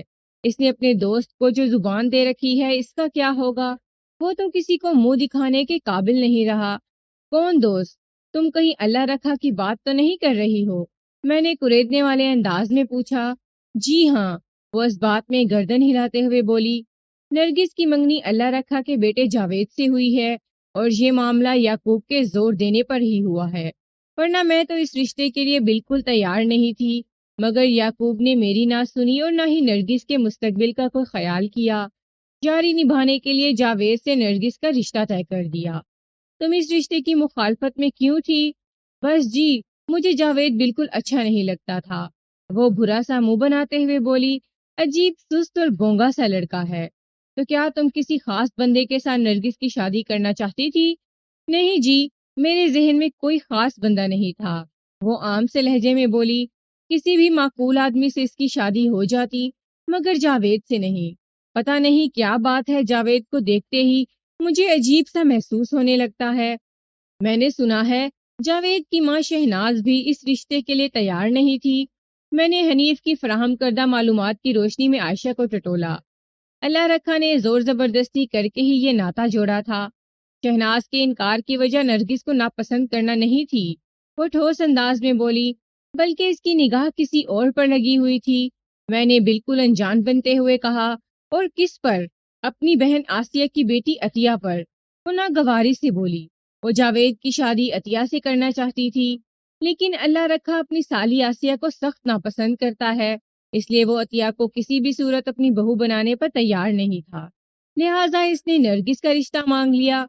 اگرچہ میں جاوید کو پسند نہیں کرتی، لیکن یعقوب نے میری ایک نہ سنی اور یہ رشتہ پکا کر دیا، اور اب چند ماہ بعد تو ان کی شادی ہونے والی تھی۔ نرگس کے گھر سے غائب ہو جانے پر جاوید یا اس کے گھر والوں کا کیا تاثر تھا؟ میں نے سوال و جواب کے سلسلے کو سمیٹتے ہوئے پوچھا، آپ کو یہ سن کر حیرت ہوگی کہ نرگس کے گھر سے چلے جانے کے بعد شہناز نے سکھ کی سانس لی تھی۔ وہ برہمی سے بولی، اس نے خدا کا شکر ادا کیا تھا کہ بلا ٹل گئی، اب وہ اپنی مرضی سے جاوید کی شادی عطیہ سے کر سکے گی۔ یہ رشتہ داری چونکہ اللہ رکھا اور یعقوب کی دوستی کے نتیجے میں ہو رہی تھی، لہٰذا نرگس کی گمشدگی کا سب سے زیادہ دکھ بھی انہی دونوں کو ہوا۔ اوپر سے شہناز نے تانے دے دے کر اللہ رکھا کی زندگی اور بھی عذاب بنا دی ہے۔ اور اس سلسلے میں جاوید کا کیا رویہ ہے؟ میں نے پوچھا۔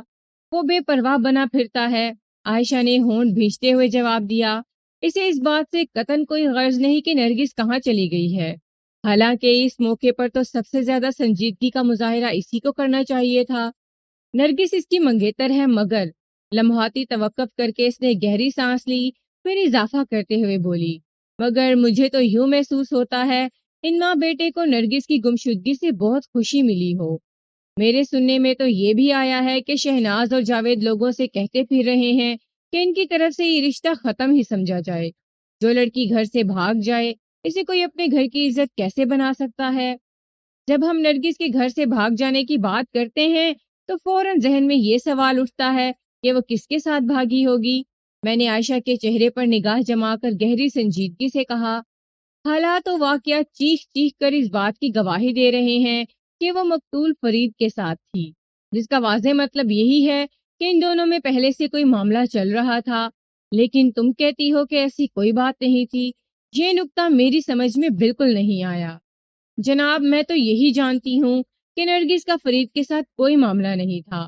وہ بے پرواہی سے کندھے اچکاتے ہوئے بولی، باقی دلوں کے حال تو اللہ ہی جانتا ہے۔ ابھی تھوڑی دیر پہلے تمہارے سامنے کرم دین نے کہا ہے کہ اس کا بیٹا یعنی مقتول فرید تمہاری بیٹی نرگس کو پسند کرتا تھا، اور اس پسندیدگی کا اظہار اس نے اپنی ماں نصیب بیگم سے بھی کیا تھا۔ میں نے تیکھے انداز میں کہا، اور تم بالکل انجان بن رہی ہو۔ آپ جو بھی سمجھ لیں، وہ اکتاہٹ بھرے انداز میں بولی، جو سچ تھا میں نے وہ آپ کو بتا دیا۔ میں نے مزید 2-4 سوالات کے بعد عائشہ بی بی کو فارغ کر دیا اور اسے باہر بھیج کر کرم دین کو اندر بلا لیا۔ وہ میرے سامنے آ کر بیٹھا اور امداد طلب نظر سے مجھے دیکھنے لگا۔ میں نے گمبھیر انداز میں کہا، کرم دین، میں تمہارے دکھ درد میں برابر کا شریک ہوں۔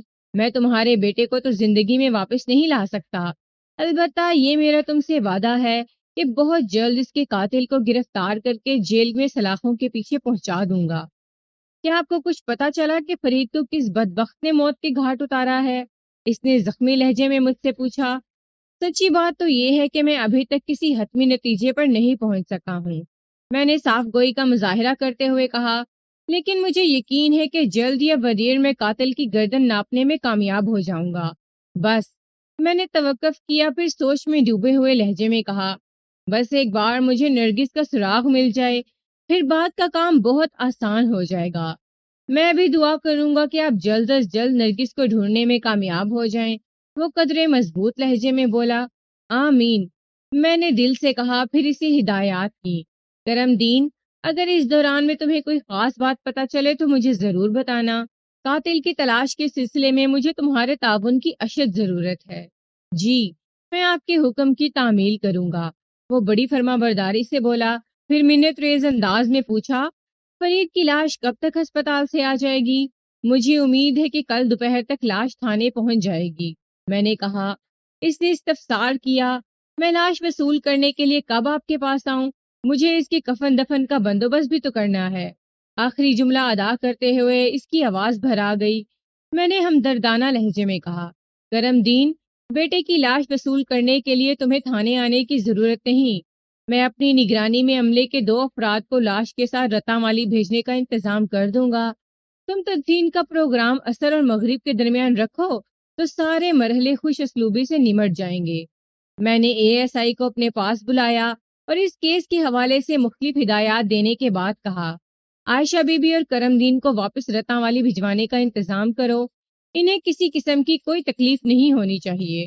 اوکے سر، ASI نے فرض شناس لہجے میں کہا۔ میں مطمئن ہو گیا۔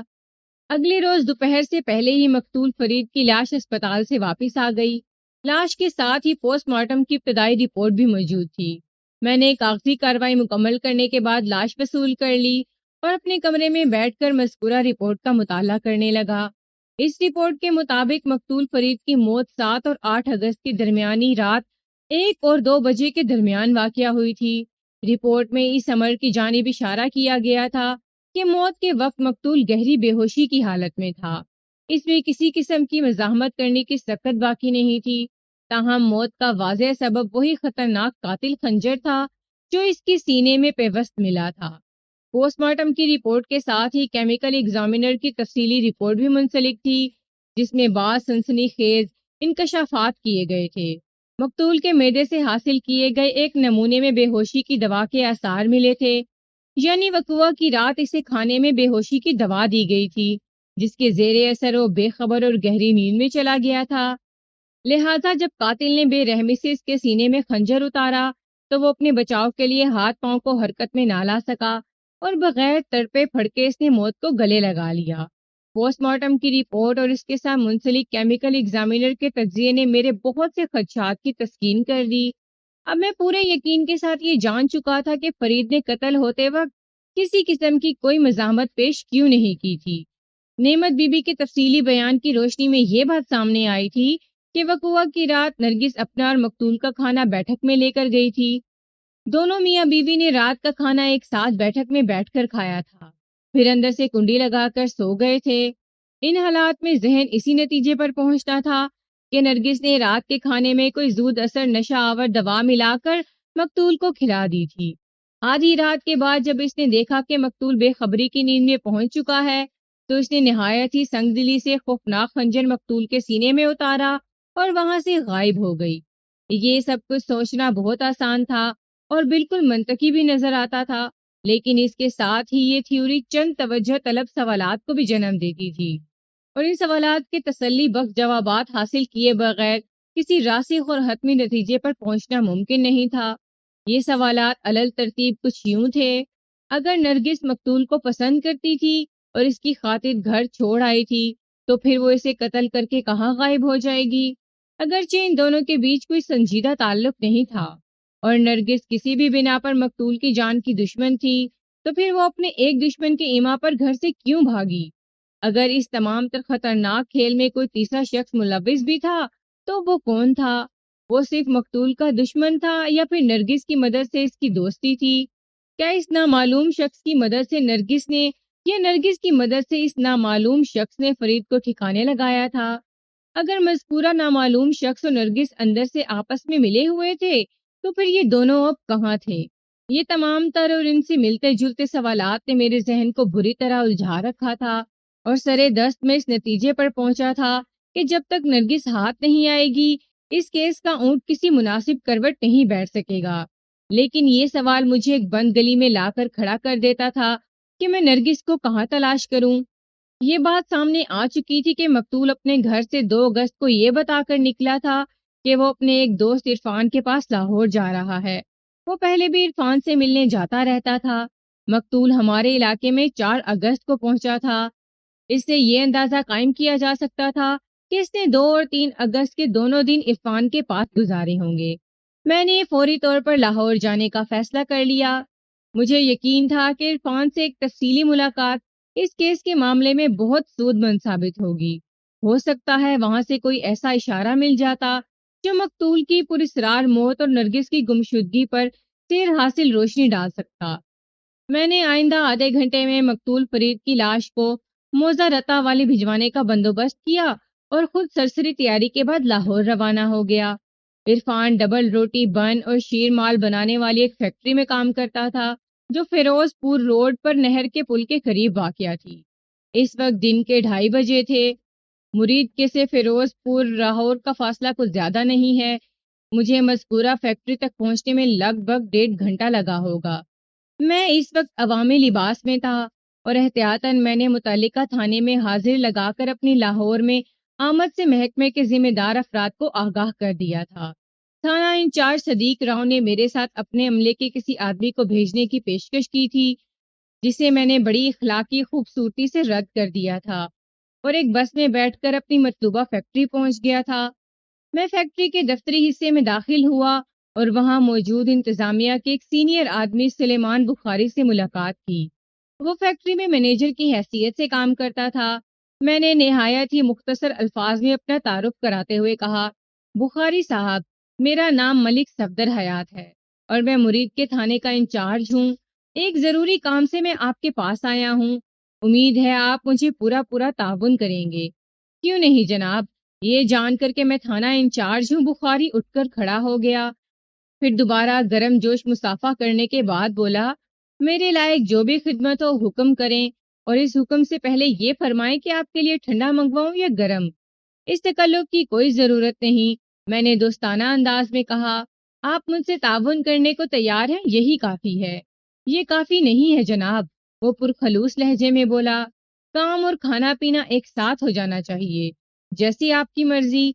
میں نے اس کی مخلصانہ پیشکش کے سامنے ہار مان لی اور کہا، موسم کی مناسبت سے جو دل چاہے وہ منگوا لیں۔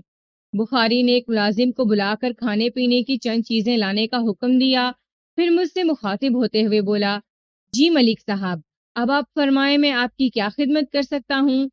آپ کی فیکٹری میں عرفان نامی ایک بندہ کام کرتا ہے۔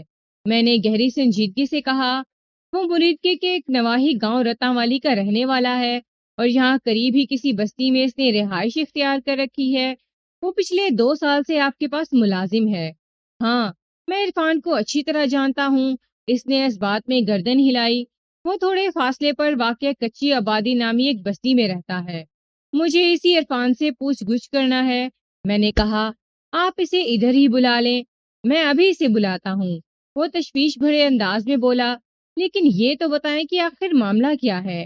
میں محسوس کر رہا ہوں کہ ادھر مرید کے میں کوئی بڑی گڑبڑ ہو گئی ہے۔ آپ بالکل ٹھیک محسوس کر رہے ہیں، میں نے گمبھیر انداز میں کہا، پھر نہایت ہی مختصر الفاظ میں اسے حالات حاضرہ کی سنگینی سے آگاہ کر دیا۔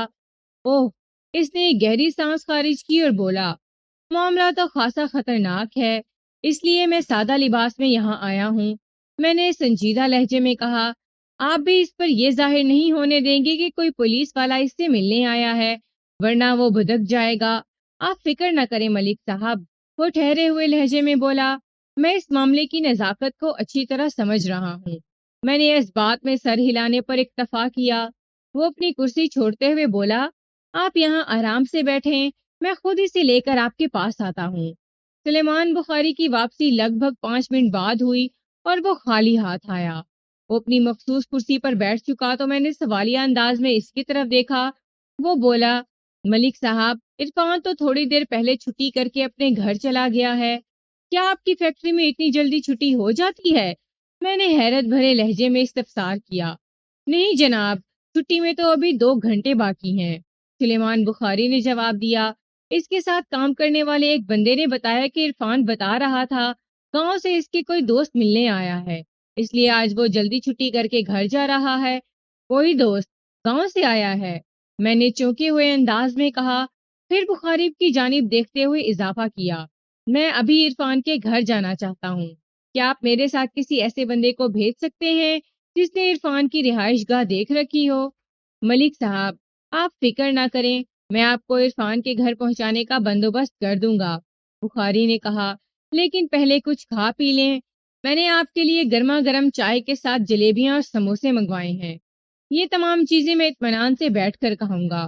میں اٹھ کھڑا ہوا، پہلے عرفان کی طرف جانا ضروری ہے۔ وہ گہری نظر سے مجھے دیکھتے ہوئے بولا، میں آپ کی فرض شناسی کو سمجھ سکتا ہوں ملک صاحب، آپ 1 منٹ رکیں، میں قدیر کو ساتھ لے لوں۔ قدیر کون؟ میں پوچھے بنا نہ رہ سکا۔ قدیر بھی اسی فیکٹری میں کام کرتا ہے، اس نے عرفان کا گھر دیکھ رکھا ہے، بخاری نے بتایا۔ میں اپنی کار میں آپ کو لے کر وہاں جاؤں گا، قدیر ہماری رہنمائی کرے گا۔ ٹھیک ہے، میں نے تائیدی انداز میں گردن ہلا دی۔ تھوڑی دیر کے بعد ہم تینوں فیکٹری مینیجر سلیمان بخاری کی کار میں بیٹھ کر عرفان کے گھر کی طرف جا رہے تھے۔ مذکورہ گھر فاضلیہ کالونی کے عقب میں واقع کچی آبادی میں تھا۔ قدیر کی رہنمائی میں جب سلیمان بخاری نے مین فیروز پور روڈ کو چھوڑ کر کچی آبادی کی سمت گاڑی موڑی تو قدیر نے چونکے ہوئے لہجے میں کہا، باؤ جی 1 منٹ۔ باؤ جی سے قدیر کی مراد سلیمان بخاری تھا۔ بخاری نے الجھن زدہ انداز میں پوچھا، کیا ہوا؟ آپ گاڑی روک دیں، قدیر نے اضطراری لہجے میں کہا، مجھے لگتا ہے وہ عرفان جا رہا ہے۔ بات ختم کرتے ہی اس نے ایک جانب اشارہ بھی کیا۔ میں نے گردن گھما کر مین فیروز پور روڈ کی طرف دیکھا، وہاں سڑک کے کنارے ایک جوڑا چلا جا رہا تھا، ان کی پشت ہماری جانب تھی اور وہ اچھرا کی طرف جا رہے تھے۔ میں نے قدیر سے پوچھا، کیا تم اس جوڑے کی بات کر رہے ہو؟ جی، جب باؤ جی نے کار موڑی تو میں نے عرفان کی ایک جھلک دیکھ لی تھی۔ وہ سرسراتی ہوئی آواز میں بولا، لیکن اس کے ساتھ یہ عورت؟ اس نے الجھن زدہ انداز میں جملہ ادھورا چھوڑ دیا۔ میں چونکہ سلیمان بخاری کو سارا قصہ سنا چکا تھا، اس نے مجھ سے پوچھا، کیا کرنا ہے ملک صاحب؟ بخاری صاحب، آپ اپنی کار کو اسی سمت لے چلیں جدھر وہ جا رہے ہیں، میں نے فیصلہ کن انداز میں کہا، اور ان سے تھوڑا آگے جا کر رک جائیں، میں اس لڑکی کا چہرہ دیکھنا چاہتا ہوں۔ مگر یہ رانگ سائڈ ڈرائیونگ ہوگی۔ وہ اپنی کار کو واپس موڑتے ہوئے بولا، آپ کا حکم ہے تو میں چلا چلتا ہوں، میں آپ کو قانون شکنی کا حکم نہیں دے سکتا۔ میں نے ٹھہرے ہوئے لہجے میں کہا، آپ مجھے یہیں اتار دیں اور اگلے کٹ سے گاڑی گھما کر واپس آ جائیں، جب تک میں پیدل ہی ان کا تعاقب کرتا ہوں۔ بخاری نے کوئی سوال کیے بغیر مجھے وہیں ڈراپ کر دیا اور گاڑی کو فیروز پور روڈ کی جانب لے گیا۔ میں تیز قدموں سے اس جوڑے کے پیچھے چل پڑا، جس کے بارے میں قدیر نے بڑے وثوق سے کہا تھا کہ عرفان کسی عورت کے ساتھ جا رہا ہے۔ میں نے اس سے پہلے عرفان کو نہیں دیکھا تھا، لیکن نرگس سے میری ایک بھرپور ملاقات ہو چکی تھی۔ میں اس کا چہرہ دیکھتے ہی پہچان جاتا۔ اگر یہ عورت نرگس ہی تھی تو پھر کیس حل ہونے میں منٹ نہیں چند سیکنڈ ہی باقی تھے۔ اس خیال نے میرے رگوں پے میں ایک عجیب سی سنسنی پھیلا دی۔ میرے حواس پوری طرح بیدار ہو گئے اور میں دل و جان سے کسی بھی ہنگامی کاروائی کے لیے پوری طرح تیار ہو گیا۔ میں نہایت ہی مہارت کے ساتھ دبے قدموں ان کے قریب تر ہوتا چلا گیا۔ جب ہمارے بیچ محض 10 فٹ کا فاصلہ رہ گیا تو میں نے دیکھا وہ دونوں دائیں جانب مڑ گئے۔ سڑک کے کنارے اس طرف ایک سینما بنا ہوا تھا، گویا وہ دونوں فلم دیکھنے کے لیے گھر سے نکلے تھے۔ جب وہ سینما کے گیٹ کی طرف مڑے تو میں لڑکی کے چہرے کی جھلک دیکھنے میں کامیاب ہو گیا تھا، اور یہ دیکھ کر میرے اعصاب تن گئے کہ وہ کوئی اور نہیں بلکہ نرگس ہی تھی، وہی نرگس جس کی تلاش نے مجھے بری طرح بے چین کر رکھا تھا۔ میں ان کے پیچھے لپکا اور بآواز بلند پکارا، نرگس! وہ ٹھٹک کر رک گئے، پھر انہوں نے پلٹ کر میری طرف دیکھا۔ مجھے ان کی آنکھوں کو چہروں پر بڑے ہی متضاد تاثرات دکھائی دیے۔ عرفان مجھے حیرت اور الجھن میں مبتلا نظر آیا، جبکہ مجھے دیکھتے ہی نرگس کا چہرہ خوف سے پیلا پڑ گیا تھا۔ نرگس نے ایک طرف بھاگنے کی کوشش کی تو میں نے کسی عقاب کی مانند جھپٹ کر اسے قابو کر لیا، پھر اس کی کلائی کو ایسا مروڑ دیا کہ وہ حلق کے بل چیخنے پر مجبور ہو گئی۔ میں نے دھاڑ سے مشابہ لہجے میں کہا، ایک بار گھر سے بھاگ چکی ہو، بس یہی کافی ہے، اب میں تمہیں کہیں اور نہیں جانے دوں گا، تم یہاں سے سیدھی جیل جاؤ گی۔ اس ناگہانی صورتحال نے عرفان کو بوکھلا دیا اور اسی بوکھلاہٹ میں اس نے ایک طرف دوڑ لگا دی۔ میں نے فوراً اپنا سروس ریوالور نکال لیا، لیکن اس سے پہلے میں اسے دھمکانے کے لیے ہوائے فائر کرتا، سلیمان بخاری موقع پر پہنچ گیا۔ اس نے دور ہی سے مجھے برسرے پیکار دیکھ لیا تھا اور بڑی تیزی سے اپنی کار ہماری جانب بڑھا دی۔ اتفاق سے عرفان نے بھی اسی سمت فرار ہونے کی کوشش کی تھی اور وہ ایک زوردار آواز پیدا کرتے ہوئے بخاری کے کار کے بونٹ سے ٹکرایا اور پھر وہیں سینما کے گیٹ کے قریب زمین پر گر کر کراہنے لگا۔ اس کے گھٹنوں پر شدید چوٹیں آئی تھیں۔ سلیمان بخاری اور قدیر بھی پلک جھپکتے ہی کار سے باہر نکل آئے اور انہوں نے بڑی آسانی سے عرفان کو اپنے نرغے میں لے لیا۔ اس افراتفری کو دیکھ کر بہت سارے لوگ وہاں جمع ہو گئے، جن میں غالب تعداد ان افراد کی تھی جو فلم دیکھنے کی غرض سے سینما ہاؤس پہنچے تھے۔ انہیں ایک زندہ فلم دیکھنے کو مل گئی تھی، اور وہ بھی ٹکٹ لیے بغیر۔ جب کوئی مجرم ٹھوس ثبوت کے ساتھ پولیس کے ہتھے چڑھ جاتا ہے تو پھر اس کی زبان کھلوانا مشکل نہیں رہتا۔ اسی شام میں سلیمان بخاری کی کار میں بٹھا کر نرگس اور عرفان کو تھانہ مرید کے لے آیا تھا۔ جب بخاری واپس چلا گیا تو میں نے نرگس اور عرفان کو اپنے سامنے کھڑا کر کے دھمکی آمیز لہجے میں پوچھا، تم لوگ سیدھی طرح سچ سے پردہ ہٹاؤ گے یا میں تمہاری زبانیں کھلوانے کے لیے تفتیش کا روایتی طریقہ اختیار کروں؟ میں نے انہیں ایک موقع فراہم کیا تھا تاکہ وہ سلامت ہڈی پسلی کے ساتھ جیل کی ہوا کھا سکیں، لیکن میری بات ان کی سمجھ میں نہ آ سکی اور رنگے ہاتھوں پکڑے جانے کے باوجود وہ اپنے بچاؤ کے لیے الٹی سیدھی تعویلیں گھڑنے لگے۔ ان کی اس نامقبولیت پہ مجھے سخت غصہ آیا اور میں نے انہیں 1 گھنٹے کے لیے حوالدار جمشید کے حوالے کر دیا۔ 1 گھنٹے سے بھی پہلے حوالدار کی محنت رنگ لے آئی اور وہ دونوں ملزمان کو بھیڑ بکریوں کی طرح ہانکتے ہوئے میرے کمرے میں لے آیا۔ میں نے سوالیہ نظر سے اس کی طرف دیکھا تو وہ بڑے معنی خیز انداز میں بولا، ملک صاحب، میں نے ان دونوں شکاروں کو سیٹ کر دیا ہے، ان کی زبانیں رواں ہو چکی ہیں، ایک لمحے کے لیے بھی کہیں نہیں رکیں گی، آپ جو بھی پوچھیں گے یہ فر جواب دیں گے۔ میں نے حوالدار کو کمرے سے باہر جانے کا اشارہ کیا اور ملزمان کی طرف متوجہ ہو گیا۔ وہ گردنیں جھکائے شرمندہ سے کھڑے تھے۔ میں نے تحقمانہ انداز میں انہیں بیٹھنے کے لیے کہا۔ وہ تھوڑی سی ہچکچاہٹ کے بعد میری میز کے سامنے بچھی کرسیوں پر بیٹھ گئے تو میں نے باری باری ان دونوں کے چہروں کا جائزہ لینے کے بعد طنزیہ لہجے میں کہا، اگر تم لوگ شرافت سے میری بات مان کر سب کچھ مجھے سچ سچ بتا دیتے تو تمہیں ایسی تکلیف دہ صورتحال سے دوچار نہ ہونا پڑتا۔ بہرحال مجھے امید ہے کہ اب تم میرے کسی سوال کے جواب میں نہیں اٹکو گے۔ انہوں نے مجھے ایسی نظروں سے دیکھا جس میں فرما برداری کے علاوہ رحم کی اپیل بھی تھی۔ میں نے خالص تھانے دارانہ انداز میں ان کا انٹرویو شروع کر دیا۔ آئندہ 1 گھنٹے میں میری پوچھ گچھ کے جواب میں انہوں نے بڑی دیانتداری کے ساتھ مجھے جو کہانی سنائی، اس میں حیرت انگیز واقعات اور سنسنی خیز انکشافات کی بھرمار تھی۔ میں ان کے بیانات کی غیر ضروری باتوں کو حذف کر کے خلاصہ آپ کی خدمت میں پیش کرتا ہوں تاکہ آپ اس کہانی کے انجام سے آگاہی حاصل کر لیں۔ در حقیقت نرگس اور عرفان میں بڑی خفیہ سیٹنگ چل رہی تھی۔ انہوں نے اپنے تعلق کو اس قدر خفیہ رکھا ہوا تھا کہ گاؤں میں کسی کو اس معاملے کی بھنک بھی نہیں تھی۔ اسی دوران میں فرید بھی نرگس کی ذات میں دلچسپی لینے لگا۔ فرید اور عرفان میں اچھے تعلقات تھے، لیکن عرفان کے مطابق اس نے فرید کو کبھی اپنا جگری یار نہیں سمجھا تھا، لہٰذا عرفان نے فرید کو اپنے اور نرگس کے تعلقات کے بارے میں کچھ بھی نہیں بتا رکھا تھا۔ جب نرگس کی زبانی عرفان کو پتا چلا کہ فرید بڑی تیزی سے نرگس کی طرف بڑھ رہا ہے تو وہ تشویش میں مبتلا ہو گیا۔ وہ کھلم کھلا فرید کو اس کام سے منع نہیں کر سکتا تھا کیونکہ فرید پھر اس کی ممانعت کی وجوہات جاننے کی کوشش کرتا۔ ابھی یہ الجھن چل ہی رہی تھی کہ یعقوب نے نرگس کی منگنی اپنے دوست کے بیٹے جاوید سے کر دی۔ اس رشتے میں یعقوب نے اپنی منمانی کی تھی۔ نرگس اس شادی کے لیے بالکل تیار نہیں تھی۔ چنانچہ نرگس کے علاوہ اس صورتحال نے عرفان کو بھی بری طرح بوکھلا کر رکھ دیا۔ میدان میں کودنے کا وقت آ گیا تھا۔ اگر اب بھی وہ خاموش بیٹھا رہتا تو پھر نرگس اس کے ہاتھ سے نکل جاتی۔ عرفان کے لیے سب سے بڑی مشکل یہ تھی کہ وہ کھلے عام نرگس کو اپنانے کے لیے کوشش نہیں کر سکتا تھا، کیونکہ ان دونوں کے خاندانوں میں دیرینہ دشمنی چلی آ رہی تھی۔ شادی بیاہ اور رشتہ داری تو دور کی بات ہے، ان دونوں خاندانوں کے افراد ایک دوسرے سے ملنے اور بات چیت کرنے کی بھی اجازت نہیں تھی۔ عرفان کے لیے یہ آزمائش کی گھڑیاں تھیں۔ وہ مسلسل سوچتا رہا، پھر اس کے شیطانی ذہن نے ایک سنسنی خیز منصوبہ تیار کر لیا۔ اس نے نرگس کو اعتماد میں لے کر اپنے منصوبے کی تفصیلات سے آگاہ کیا۔ نرگس اس پر اندھا بھروسہ کرتی تھی اور اس سے شادی کرنا چاہتی تھی، لہٰذا اس کی برتائی ہوئی ترکیب پر آنکھیں بند کر کے عمل کرتی چلی گئی۔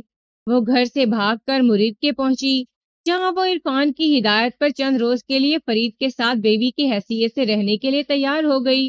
عرفان نے اسے یقین دلایا تھا کہ اگر وہ اس کے کہے پر عمل کرتی رہی تو ہفتے 10 دن بعد وہ اس کے پاس ہوگی، پھر وہ شادی کر کے لاہور ہی میں مستقل رہائش کر لیں گے۔ اس نے نرگس کو سختی سے تاکید کی تھی کہ اندر کی بات کا فرید کو پتہ نہیں چلنا چاہیے۔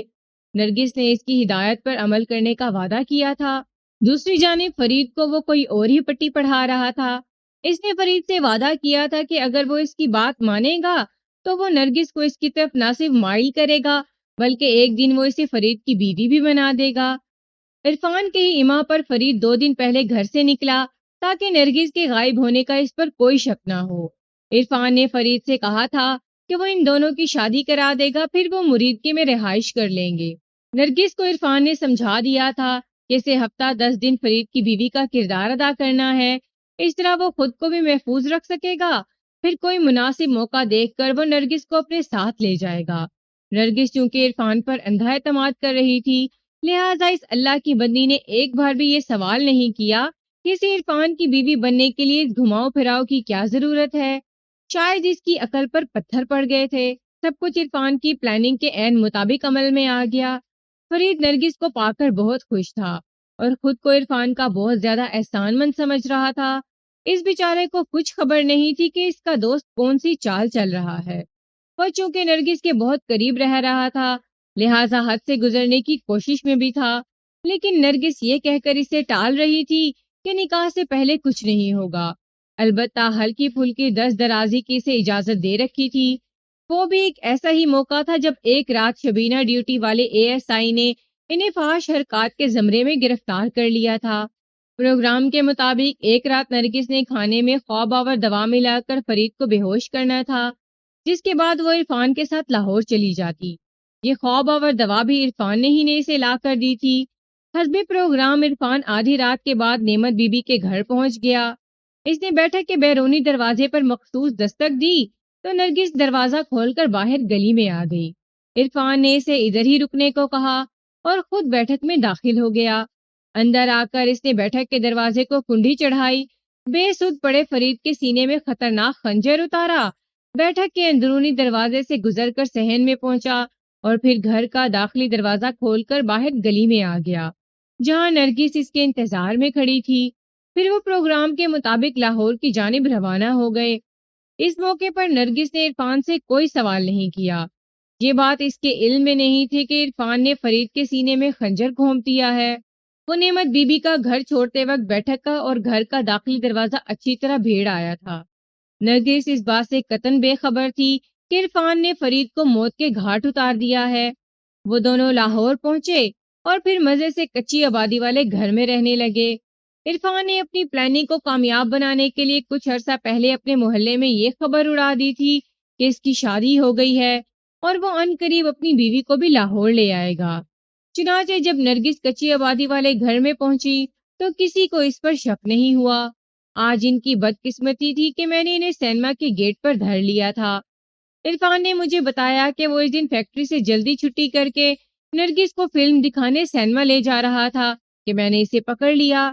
مجرموں کو اقبالی بیان کے بعد یہ کیس ہر زاویے سے حل ہو گیا تھا، تاہم ایک پہلو کانٹے کی طرح میرے ذہن میں کھٹک رہا تھا۔ میں نے اپنی خلش مٹانے کے لیے عرفان سے یہ سوال پوچھ لیا، اوے بدبختہ، تمہیں فرید جیسا کاٹ کا الو ملا اور تمہارا سوچا ہوا منصوبہ بھی 100% کامیاب ہو گیا، تو پھر تم نے اس بد نصیب فرید کی جان کیوں لی؟ میرے اس فیل کی 2 وجوہات ہیں جناب، وہ ندامت آمیز انداز میں بولا۔ کون سی 2 وجوہات؟ میں نے اسے تیز نظر سے گھورا۔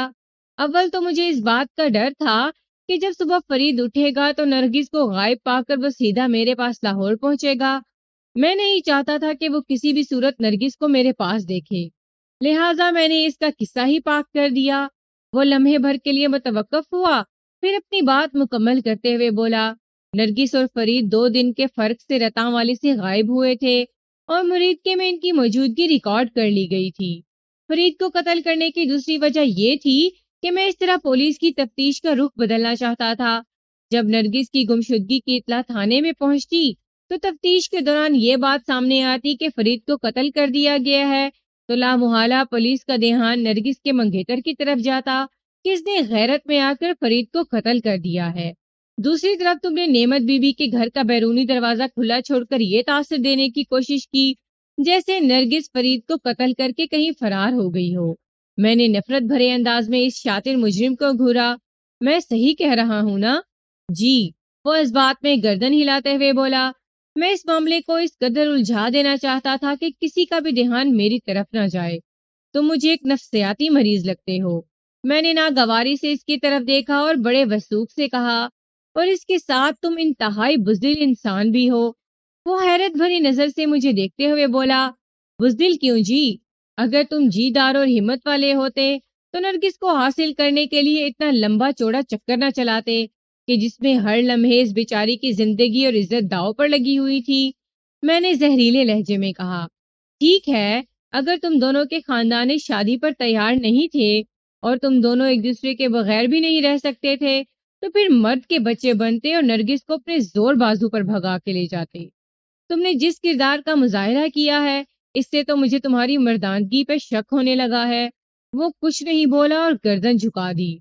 نرگس نے نفرت بھری نظر سے عرفان کو گھورا اور غراہٹ آمیز لہجے میں بولی، اگر مجھے پتا ہوتا کہ تم اندر سے اتنے بودے اور کمینے ہو تو میں تمہاری باتوں میں کبھی نہ آتی۔ اب میں تمہارے ساتھ ایک پل بھی نہیں رہوں گی۔ ساتھ رہنے کی نوبت آئے گی تو پل، گھنٹے یا ماہوں سال کا حساب کرو گی نا؟ میں نے تلخ لہجے میں کہا، یہ تمہارا عاشق تو یہاں سے سیدھا جیل جائے گا۔ تم نے کمزور بلکہ بیمار گھوڑے پر داؤ لگا کر زندگی کی سب سے بڑی غلطی کی ہے۔ وہ پھٹی ہوئی آنکھوں سے مجھے دیکھنے لگی۔